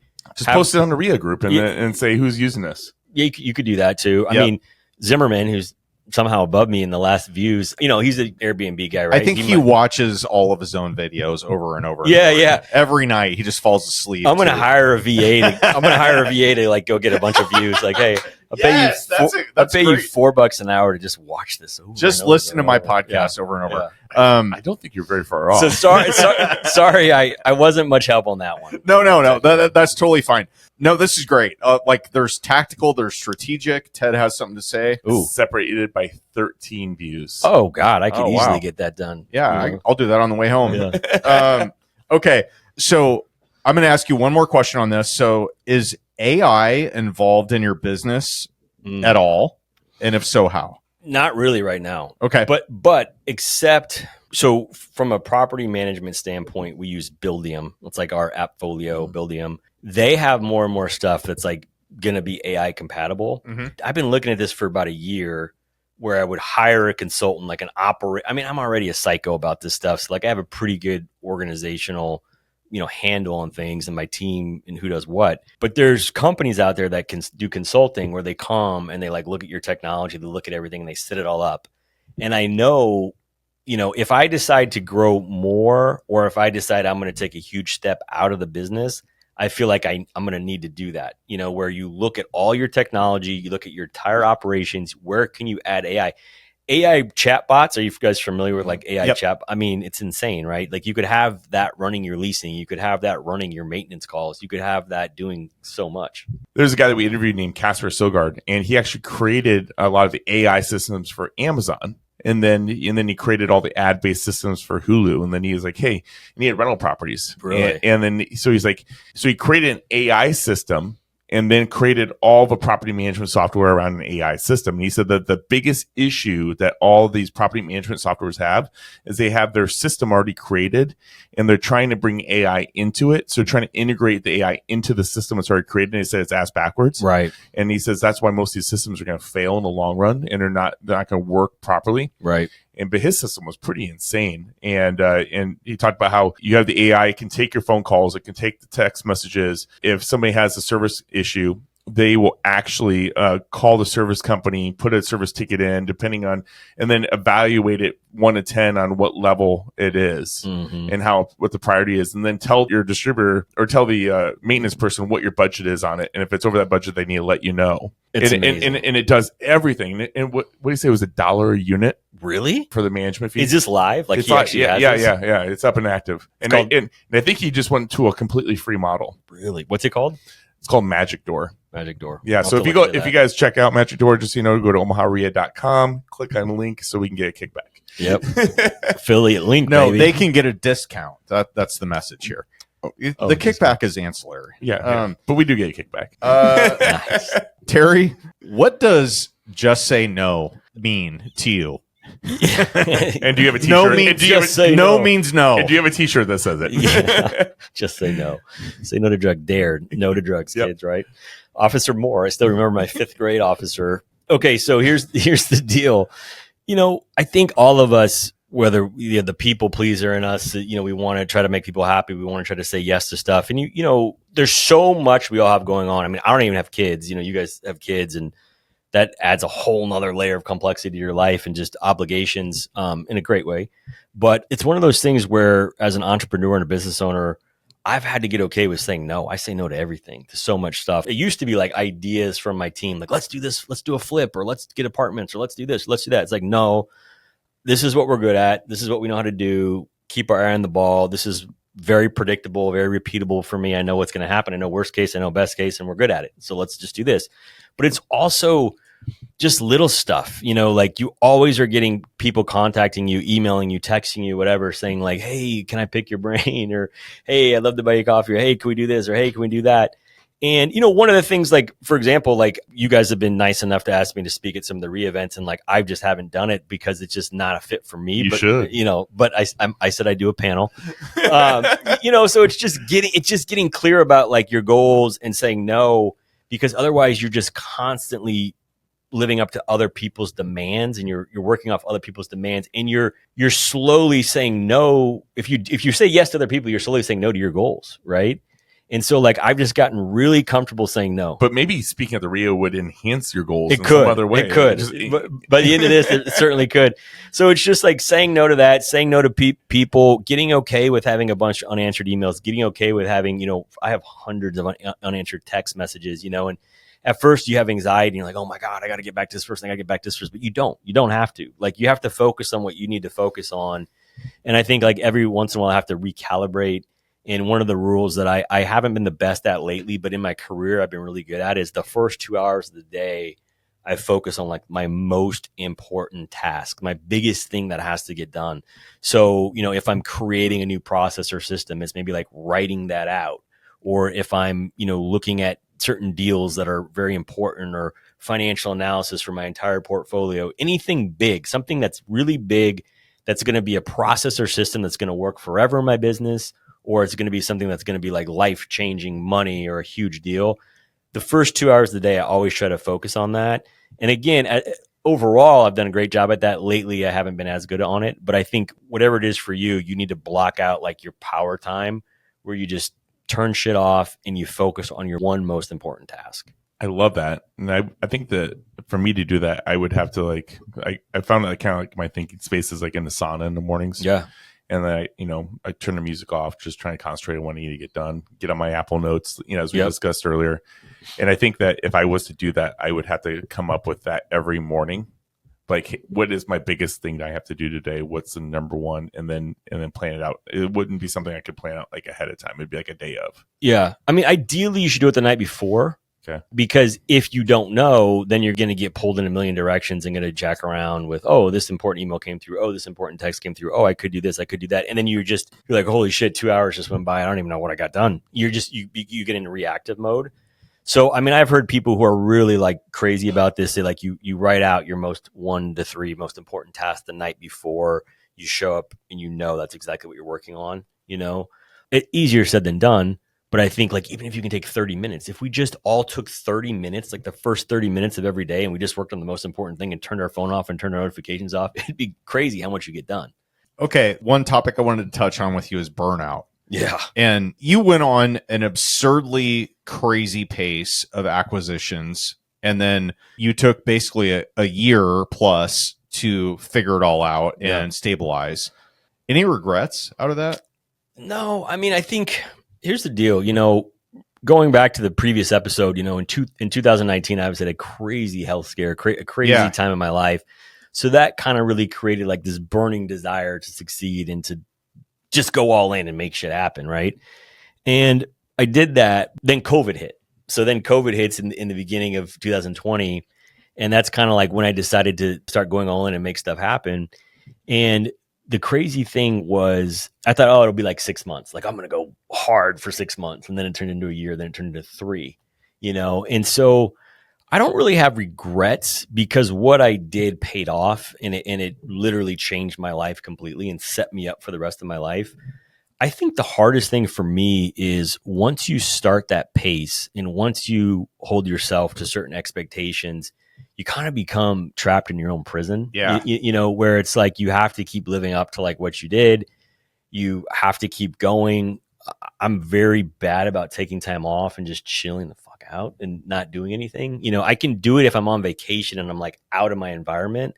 But if I'm home, like I'm going to check my email. I'm going to work on something every single weekend and I'm going to do shit. So you're still a business owner. So when you never really have a vacation. Right. Because there's always an emergency. They always need you. Right. I mean, we've discussed this so many times. So for me, I think like you just say no and well, I'm good about saying no so I can work on other shit. I'm not good about saying no to work and like just doing nothing, right? But I've even found myself like in the last year or two, I'm like, hey, why am I not traveling more? Why am I not playing more golf? Why am I not doing it? Because I could, but you don't, because you become so rigid and you become so fixated and ingrained in like these good habits of success and these good habits of discipline that you feel like you can't take time off to do fun shit. But it's like at the end of the day, what's the point of all this if like you don't? And Owen, you and I had a pretty good talk about this at the Creighton game when we went and we're talking about life and just all these things. And part of it's just like allowing yourself to be happy, allowing yourself to be present, allowing yourself to be content, and not constantly comparing yourself to somebody who has 1,000 units or has this or has that or whatever. And the other thing is there's a lot of people out there that have all these units and then like you don't really know their financial situation. Like, are they 9% owner of that? Are they 50% owner of that? Like, are they losing money? Are they making money? So that's one of the things that I would change. Like, I mean, I don't regret what I did, but instead of being fixated on the number of doors, I would be even more fixated. I was fixated on cash flow and my stuff cash flow is great, but I would be even more fixated on that.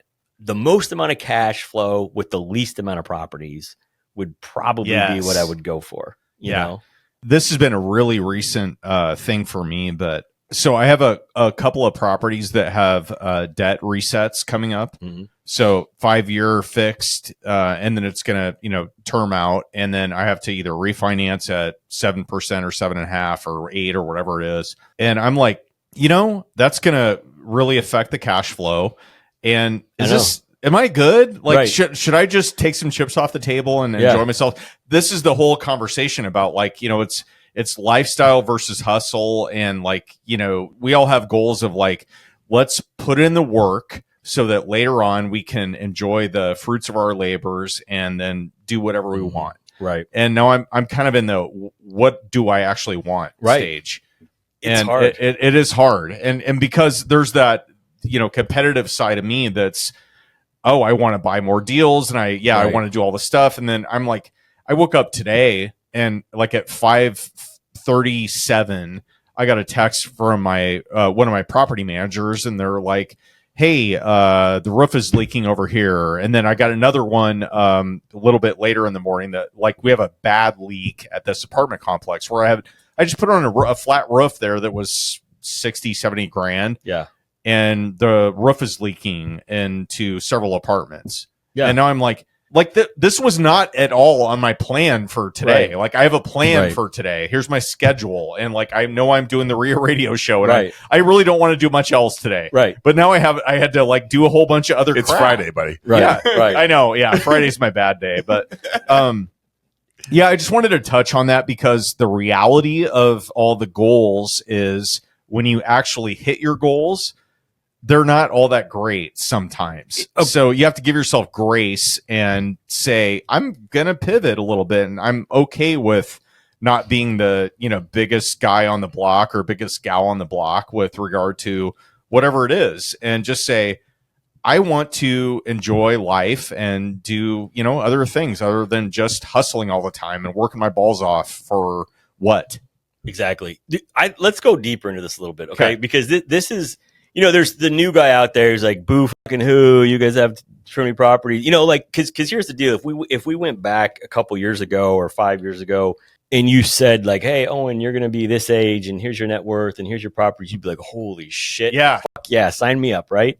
And I would too, if it was 3 years ago, 5 years ago. However, what you don't realize is that when you're grinding, building success, building a team, making shit happen, that's actually more fun than when you actually arrive and wake up and you're like, now what? Like I've exceeded my expectations. I've kind of like almost outgrown some of my mentors. Some of the mentors, like I listened to our old podcasts and the people that were my mentors at that time, I laughed because like, I've done more than some of them, or some of them have hired me, to consult with them on certain things. Yeah. Right. And so it's kind of interesting how things change. And so you have to constantly like keep getting yourself around better people that give you perspective. However, you also have to be careful because some of those people, you don't really know if they're really happy and they're always chasing shit. And so it's like, you have to really take a step back and say like, all right, like, what do I want? Like, what do I really want? And like, one of my biggest things I've been obsessed with, like over the last 6 months is just optimizing my life. right? How can I simplify? What can I outsource? So like I have a personal assistant who handles all of my food, all of my groceries, anything with my car, cleaning at my house, any errands, any supplement ordering. I mean, she has this crazy ass list of everything she does. What is her name and number? That would be great. Yeah, like, oh, good for you. Yeah. That sounds amazing. Go ahead. Please continue. Well, no, it was like hard to train her, but like she's trained now and she's great. You know, like she really makes my life easier. And I've had other assistants, but like it takes time, you know, and now I'm like, okay, now what? Like, what's the next thing I can outsource? Like, what else? What else can she do? You know, like I recently put together like a pre and post travel checklist.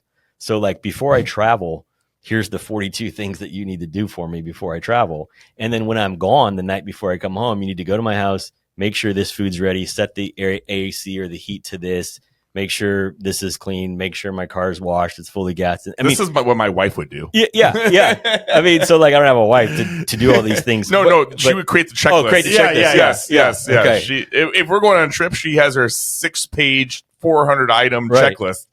But it's like, dude, like that's a $20 an hour job, $25 an hour job. Like, Owen, like, why don't you have that person, right? Like, you could have that. Like, you don't need anything more to have that, right?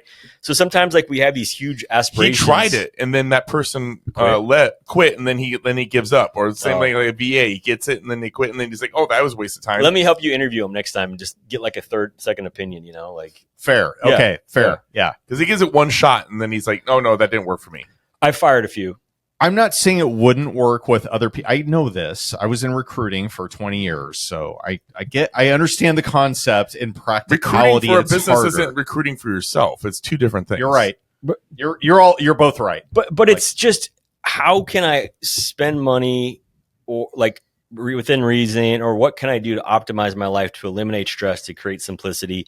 You don't need as much as you think, you know, like there's certain things you can do, certain people, certain services, whatever. So I've been like obsessed with that, like really just like optimizing my life. That's a huge thing. Another thing I wanted to say on this subject was, I don't know if you guys have heard Bill Perkins' Die with Zero.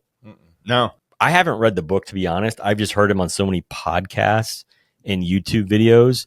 Bill Perkins, he was like a big time commodities trader, multi-millionaire. And, you know, just woke up one day. He's like, what the fuck am I doing? Like, what is this? And his whole thing is like, you can do anything and have anything you want, but you just can't have it all right now. So he's all about, when you say die with zero, he doesn't mean like blow your wealth and like when you die, you have zero, but he means plan accordingly. So like, if you love golf or you love mountain climbing or something that you have to be active, like do way more of that in your 30s, 40s, and 50s, because in your 70s, you're not going to be able to do it, right? Yeah.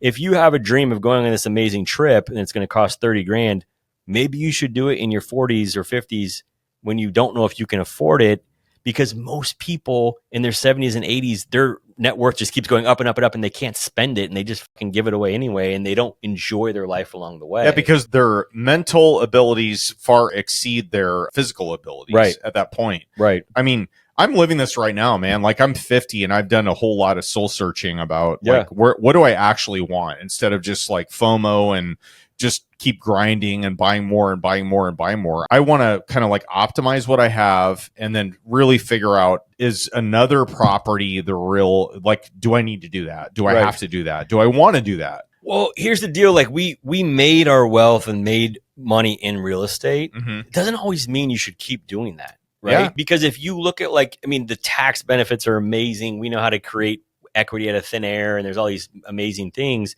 It's a great way to create wealth. I had an interesting meeting with a CFA who worked for a really like high level company. Like I'd be at the bottom of their net worth requirements, you know, and we had this long ass meeting, and like, he didn't say much. And then at the end, a couple people were talking too much. And then at the end, he just looked at me and he's like, dude, he's like, you're young. You made it. You don't have to keep doing this shit, you know? And I was just like, whoa. You know, he just looked at me because like he works with very wealthy people. They put plans together. They help you make sure you're never going to run out of money. They tell you like what it looks like. And he's like, you know, you don't have to keep doing this. Because I was just like so burnt out that day. And so like, I hate this job. I built my dream and now I hate operating it. Right. Yes. You know, and so I think you just have to look at your return on equity. Like if you have millions of dollars in equity in your shit, well, what if you put it in something else that earned 8 to 12% and occasionally got you 20%? Like, what if you put in index funds? What if you put a little bit in Bitcoin? I don't know. Like, I mean, I have other investments that I have played around with, and like even a little jack around with a little day trading and, hard money lending and things like that. So I have a lot of other things that I mess around with and create equity or create income on. But real estate's very active. It's not this like magical passive thing that like we thought it was once, Yeah. I have a very close friend, and he sold one of his businesses, got an 8-figure payout out of it, and had a real estate portfolio. And he's like, no, the real estate portfolio is not worth my time anymore. It's not worth my headache. Yep. So he's like, wiped it out, get rid of it. And then he took his money and started investing into other things, hard money, and various other things. And he's like, I've already doubled my money in a year and a half. Yeah. From getting out of real estate and investing in other stuff. And guess what? If you want to go on a vacation, you can look at the market from your cell phone. No tenants, no toilets, no whatever shit, no lawsuits, no shitty ass partners, it's something to think about. Honestly, the biggest thing, I mean, I have so many damn spreadsheets that I've like, okay, if I cancel everything now and like put it in the market, and, like I've run every goddamn analysis you can run to see like, okay. And like these guys are like laughing at me. They're like, you're okay. You could quit, and I'm like, are you sure? What if this happens? And I'm like over analyzing everything. But at the end of the day, it's the tax benefits. I mean, that's the biggest thing. Like if we cash out our equity and put it in the market or put it wherever, you're looking at short-term, long-term capital gains versus like we're used to paying little to no taxes. Essentially, that's like probably the biggest thing I would miss. Yeah. Mm-hmm. Well, speaking of big misses, I think we're about to the section that we lovingly call Failing Forward, where we talk about a deal situation, life event, business happening that didn't go according to plan.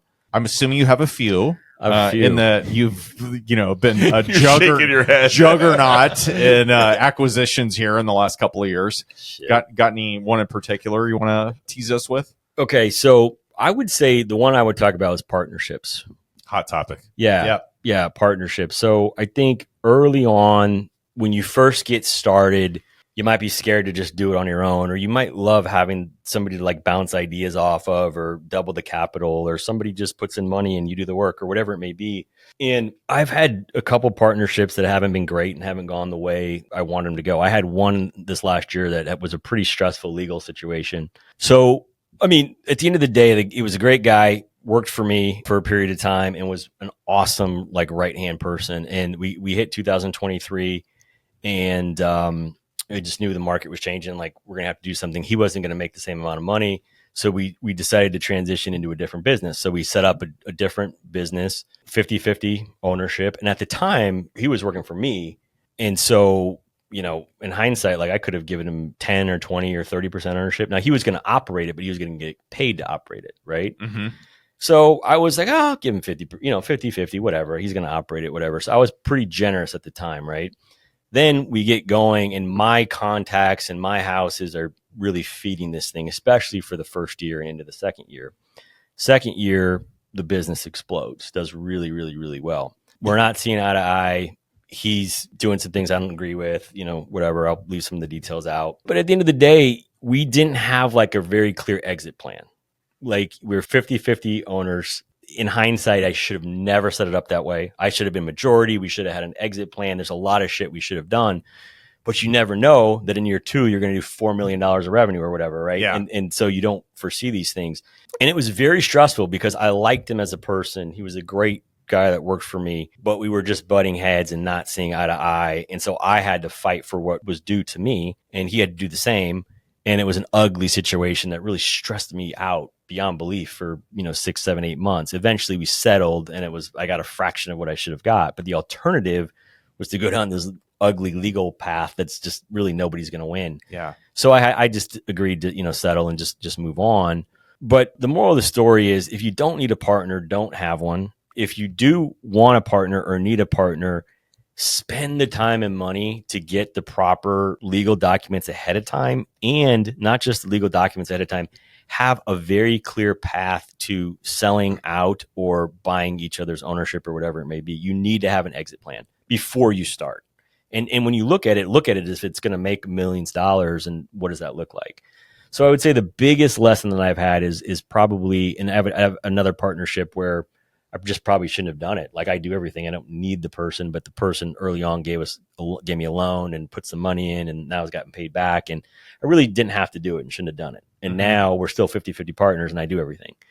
So, it's just one of those things where be very careful with partnerships. That's probably the biggest lesson I've learned. I totally agree with you because as we all know that I've had lots of fun partnerships, but my most recent one, I learned so many lessons over the 2 decades of partnerships. Yeah. I had a very, very specific exit plan with this last partnership. Yep. And I said, hey, we're 50-50, but I have full rights to make all the decisions in it. Yep.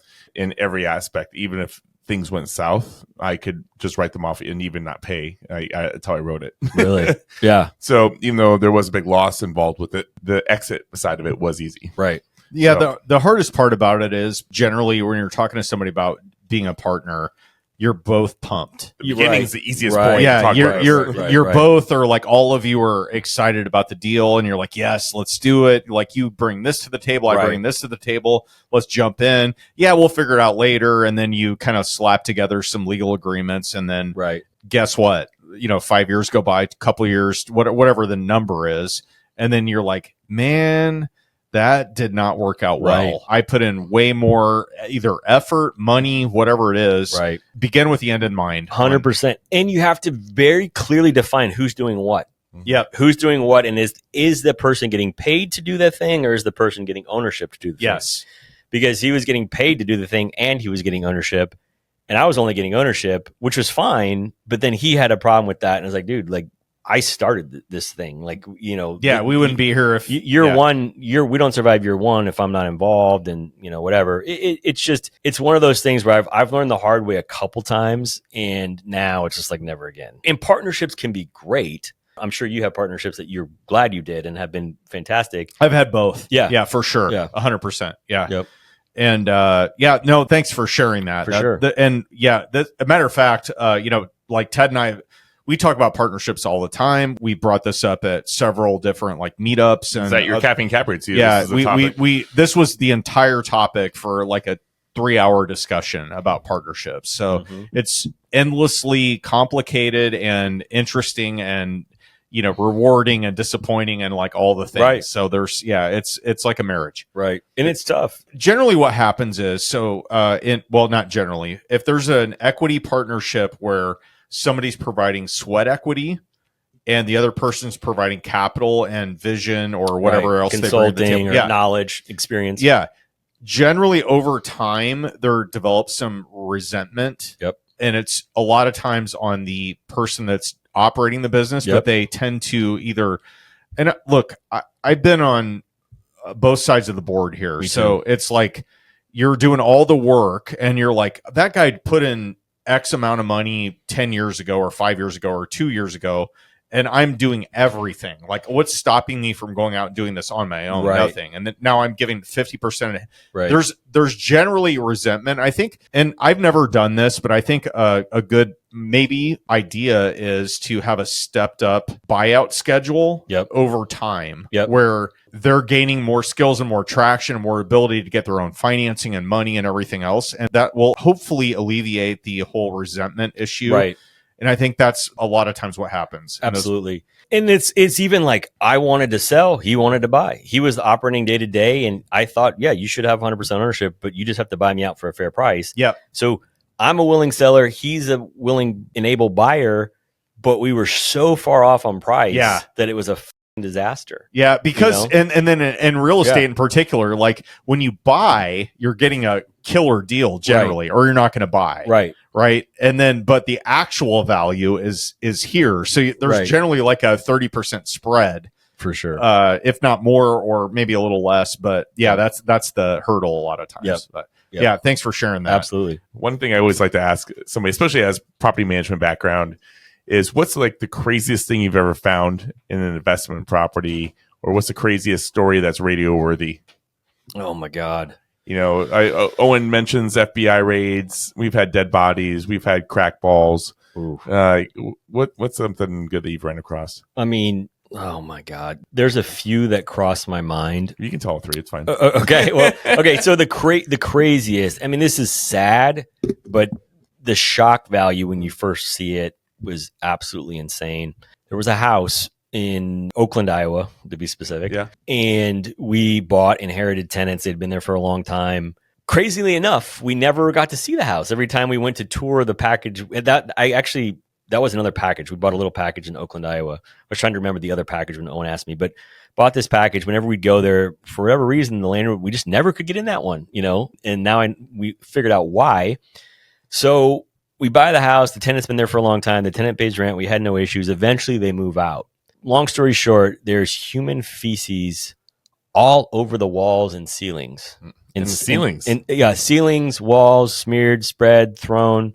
And we cleaned the house out. Luckily, when my team went in there, it was in the winter. And they're like, it doesn't smell. It's really cold in here. Like the water shut off. Like it doesn't smell horrible, but like we think this is poop. We don't know. So we've called it the shit house ever since. But I mean, it was literally, and I mean, the story was really sad. Like there was a family who wasn't taking care of their kids and the special, some sort of special needs or whatever. And the kids were throwing shit at each other. And it was literally all over ceilings and walls in multiple rooms. Oh. And so like, it's a huge health thing. So like we had to do a bunch to like, get rid of it, make it healthy and safe or whatever. We were just talking the other day. Once there was a house I walked in, and besides the thousands of bottles of Mountain Dew piss, they were pooping possibly in buckets and putting it in piles. And there was like a 5 foot high shit pile in the toilet. Disgusting. In this West Omaha house that we ran across. Okay, so what was the other story you were going to say? There was one. Okay, there was or one, something you found. Yeah. I mean, another one that comes to mind is this woman who seemed together mentally. She must have had some issues, but like if you just saw her out, like she was dressed fine and like looked pretty normal and could talk and everything. And she hadn't had running water in her house for at least 5 to 7 years. 9 cats. House was never cleaned. Myself, and one of my guys went to look at it. This is back when I was in acquisition. We both started dry heaving and had to leave. We walked like 2 feet in, had to leave. It was a tiny little house in South Omaha, corner lot. But she hadn't had running water and she had 9 cats in there for years. So we don't know. She wasn't showering. We don't know where she was going to the bathroom. There's cat pee, poop everywhere. Like literally like a foot of dirt and dust on everything. I mean, it was the dirtiest, most disgusting thing I've ever seen. Was this 3003 South 21st Street? It was not, but it was Vinton. It was 30 something. Okay, because I bought that house. Okay. Like this sounds like a carbon copy of a house I bought. Yeah. So anyway, there was the poop house and there was that house. I mean, that house was the most disgusting inside. And then we found out there wasn't even a sewer line. So I've had a couple houses I've bought as is. Not only is the sewer line not working, it's not there. And so we had one by Joslyn Castle. This is the biggest freaking nightmare ever. Got a deal. I wonder why. Bought a huge ass duplex for $75,000. No sewer line, no water line, no sewer line. And MUD makes us go like. So where was it? How was it operating? It wasn't apparently for years. It wasn't. And we didn't know, and our plumber's like, what in the hell is going on here? So we do all this due diligence, and MUD like doesn't give a shit. They make us go like 2 blocks to tie in. 2 blocks. I'm like, this is off of like 40th, and like there has to be a closer way to tie in, and they insist like, no, you have to tie in over here. And I'm like, what? So like that was a crazy expensive like thing. Yeah. I had a house at Route 26 in Pacific in South Omaha, and I bought it off a wholesaler years ago. It was condemned, had a hole through the roof, and it was like a $40,000 purchase. There was a couple living there. They're probably close to 80 years old, didn't speak any English. Yeah. Well, the landlord died years ago, and they haven't paid rent in almost 3 years. But they also had no utilities. Oh, my God. So they were cooking all their food in propane outside. And all the siding was melted. Torched, yeah. And then inside, one room just had huge, like 10-gallon red buckets. And that was the fresh water buckets. And it was also the urinal and poop buckets, too. And that was one bedroom. And that was the bedroom that had the hole through the ceiling. They were renting out the unfinished basement to homeless people for a $1 fee per night. And so they were charging rent to the basement for this house that they weren't paying rent to. Look, Ted, house hacking is a thing. Okay, like, give them a little they credit. Listen to Bigger Pockets. Yeah, they learn house hacking. And then the funny thing, or not funny, but the last thing was the whole front of the house just riddled with bullets. Dude. And it's because these crackheads were sleeping in the basement, and there was a drive-by in there to try to get the crackheads that were living there in the basement. And you bought this place? Yeah. Oh man. That probably beats any of mine. I'm listing it. Yeah. I'm listing it next week for $195. Nice. Perfect. It's been a great Airbnb. Man. Perfect. That's a good feeling forward to. Get ready for anybody coming to Berkshire. You guys, Ted's got a place for you. Maybe the College World Series. I got a couple openings left. All right. Well, Terry, this has been fun. We could probably go on for another 2 hours here. Yeah. Maybe we'll do part 3. You've been one of very, very few 2-time guests. It's an honor, guys. Let's do it again. We bestow this honor on only. We've also gone away from 2-hour podcasts in the last only a couple in the last couple hundred episodes. Really doing it. Yeah, that's true. I want to just thank you guys. I mean, you guys do a ton for investors. You put a ton of content out. You put a ton of time and energy and money into this to help people. I think it's awesome. Our weekend just starts on Fridays. That's all it is. Yeah. Perfect. Yeah, 3-day weekend begins now. Perfect. Appreciate that. Yeah. We have one last section that we call the OT with Owen and Ted. These questions have tweaked a little bit. Yeah, I think they're a little different. I'm not prepared. No, these are coming in live. I don't think any of these are similar from when we started. I don't think so either. Yeah. He was at 46. That we're now at 202. Yeah, hopefully we've changed our game. 208. Oh, 208. Okay. Yeah. All right. First question for you, Mr. Shanahan. Your book. Are you going to write one? Like for real, were you planning on ever writing a book? No. I think Ted said that last time. All right. Well, we're going to refresh this because your perspective has probably changed in the last couple of years after going through all the stuff we already talked about. If you were going to write a book, what would it be about, or titled, or both? I know what it would be about. Something about creating the optimized life, healthy, wealthy, free. So that's a great title. Yeah. Healthy, wealthy, free. And it's I think I own that website. But it's one of those things where, very few people have all three. You might have one, right? Like you're rich as shit, but you're not healthy and you're strapped to your job, or you're handcuffed, you're free, but you have no money, So it's finding the intersection of healthy, wealthy, and free, and just living your best optimized life. And I mean, you definitely visualize this. I visualize this. Oh yeah. This is where I'm at right now. This is my thing. Like, how do I optimize my life? Like the combination of healthy, wealthy, free. Okay, so we're on the Healthy, Wealthy, Free podcast. Yeah. You can interview anyone in the world today, not necessarily real estate. Just has to be alive. And you can ask one question. So who is it, and what's the one question you can ask? Dang, that is tough. That definitely wasn't on the last episode.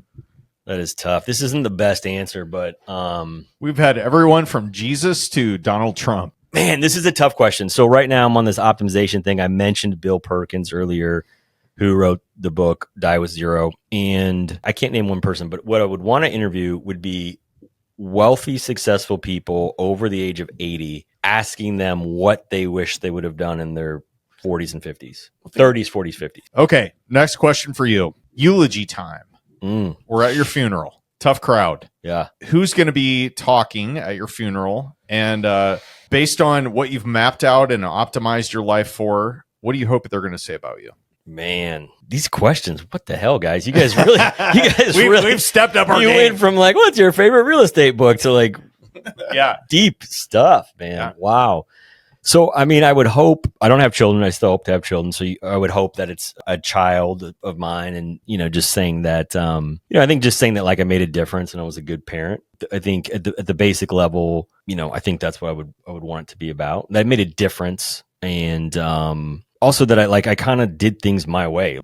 I treated people fairly, but I wasn't a pushover, and I was good to them. I taught them a lot. And I think that's what I would want, is a child to feel that like I really taught them a lot and made a difference in the world and my business and in their life, and wasn't super worried about what everybody else thinks. Okay, so I want you to think that you're speaking directly to this person and you're talking to them. You know that they're going to listen to this podcast. You're not talking to Owen and I. Right.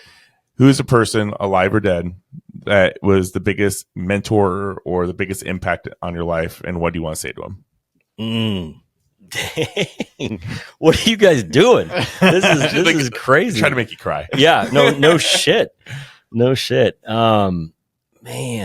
There's probably a deeper, better answer that I'm not thinking of right now. But just since we're like talking business and we're talking life and we're talking optimization, I think one of the people that I think about, and Owen, I think might know this person, is my first job being hired by Northwestern Mutual. Byron McFarland was a very direct, outspoken guy, but was kind of like the first business mentor I had. And I think taught me a lot, even though like I kind of started to hate that business. I learned so much, and so I think with Byron, I remember like I was a college kid walking in to be an intern. I didn't know what the hell Northwestern Mutual was. I had no idea. I just saw some slick guy in a suit say like, hey, unlimited income, residual income. So I sign up and I go through the process. And at the time I was really into like MMA fighting and training. And I walk into this interview with like a black eye and a cut on my nose. And my mom's like, what is wrong with you? Like, you go into this job interview, and they loved it. Like, he loved it. He was like, dude, you're hired. Like, what? And so I'm like, Mom, it worked. Like, but I would just say he was kind of the first business mentor, the first person that like taught me a lot about life and a lot about perspective. And, it was a long time ago, 20 years ago, but he's sort of the person that comes to mind. And one of the biggest quotes that I remember he said to me is, the difference between a professional and an amateur is that a professional just does a few things well every single day, no matter how they feel. And I think that's like the piece of advice that has stuck with me. And somebody probably needs to hear that. You know? He was probably one of the most influential people of my adult life. He was, like you could make the argument, in different ways about him, but I took more away from the sales training and life and relationship and contact nurturing advice that I got from him, that I have never learned anything in such a short amount of time from anyone else ever. Yep. And I would give him a shout out also. Like he was, and nobody's perfect, right? But he instilled a lot of habits, and like my mindset really changed from working, in that group. Yep. I would totally echo that. I don't know why, but that was a really influential time in my life. Right. And I'm glad you reminded me of that, because that really was. I mean, he was the one that brought me in and was my like sort of main mentor, recruited me, hired me. But the entire, you could call it a cult, you could call it MLM, you could call it whatever you want, like good, bad, ugly about Northwestern. But there is nothing that has taught me more about life and about money and about business and about success than Northwestern. Nothing. For sure. Like 100%. Biggest impact. And I was there less than a year and a half. Really? And I took away more life lessons and sales skills and everything else from that stint. Yep. And him in particular, and Tim Harrison and Paul Adaka and like all the the people we mentored under than I ever have ever. Yep. And I forget about that sometimes. Yeah. It was so long ago. For sure. But it's amazing how those early jobs really just kind of impact your it really growth shapes and, you. Yeah. I mean, look how you guys were, we're both there, and look what you're both doing now. Yeah. I mean, it's pretty crazy. It says something. I think about how you guys were brought up.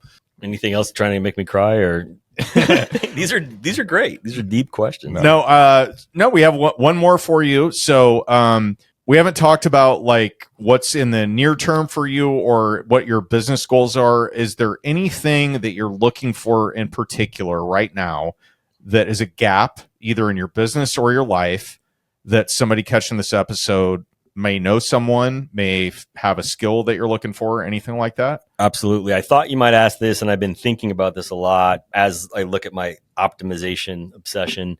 I'm really looking for a person, maybe a younger investor or not, who I could bring on to be, sort of like eventually be the CEO of all my stuff. And I can sort of transition into do other things or more things. And so I would love to bring somebody on like in an operational role. Eventually they become, more and more and more, take over, have some ownership, because I think I'm burnout. Like, I don't know if I'm going to like keep going to the extent, but I have the team, I have the system, I have the plan. I know exactly what to do. So if I could find the right person to bring them in and say, hey, we need some new blood, some new energy, somebody who wants to, get their piece of this, I would love to find and hire that person and bring them on and have them keep growing things as I take a little bit less of a role. So if there's somebody out there that's looking for that opportunity, I'd love to talk to you. Dang, that's good, man. That's an opportunity right there. And so you have an Instagram account. Yep. Are you on it much? Yeah. I mean, not a ton, but if somebody messages me there, I'll get to it. Is that the best way to reach you? Yeah, I think so. Okay. So Instagram, and what's your handle? It's the Shanahan Plan. So it's still my other consulting business, but the Shanahan Plan. Okay. Yeah. Perfect. Yeah. Hit me up on IG. Slide into my DMs. All right. DM to CEO. That's the path here. Yep. Okay. Absolutely. Well, first off, thank you for coming back. It was cool running in India when I had my kids out. Yeah, absolutely. You were out there bowling, and to catch up with you for sure. And I think that kind of led into this. Yep. And I wish you would come speak at the REIA. Just to put that out there. If you think that I'm committed to a panel. Start baby steps. We might have a panel coming up. Okay. We're going to get a vote out there on the Omaha REIA website where you're going to be overridden on your wishes to not participate as the featured speaker. Well, I think it was about a year and a half ago. I was like, I'm going to look at all the top 10 people that were on the podcast and then invite them to come speak at the REIA. And I think you're the only one that I've not had speak yet. Man. So, but yeah, we'll work on that. We're working on that panel idea. But first off, like I said, thank you for that, and thank you for being such a big part of the podcast. And you get to see the studio growth going from the apartment building on 24th Street to here. It looks great. This place looks amazing. And again, I mean, you guys do a ton. I mean, I get like how much work you guys put into this to help people, and I think it's great. I'm at a point where wanted to do the show again, and other than doing a live presentation, I'm happy to help in other ways. Well, and speaking of VAs in the Philippines, thank you to Jory and John for editing and putting us together. So appreciate you guys.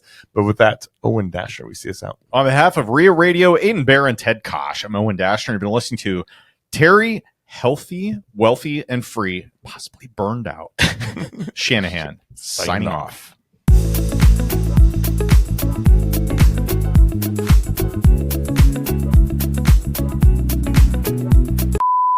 Hey, real quick, edit. Sorry, radio edit. Where was the right? The bottom one. Oh, this one. Okay, my bad. Sorry. Oh, it's old. Well, there's a lot of shit here, man. Binder to flip through. The life and times of Terry Shanahan. Radio edit.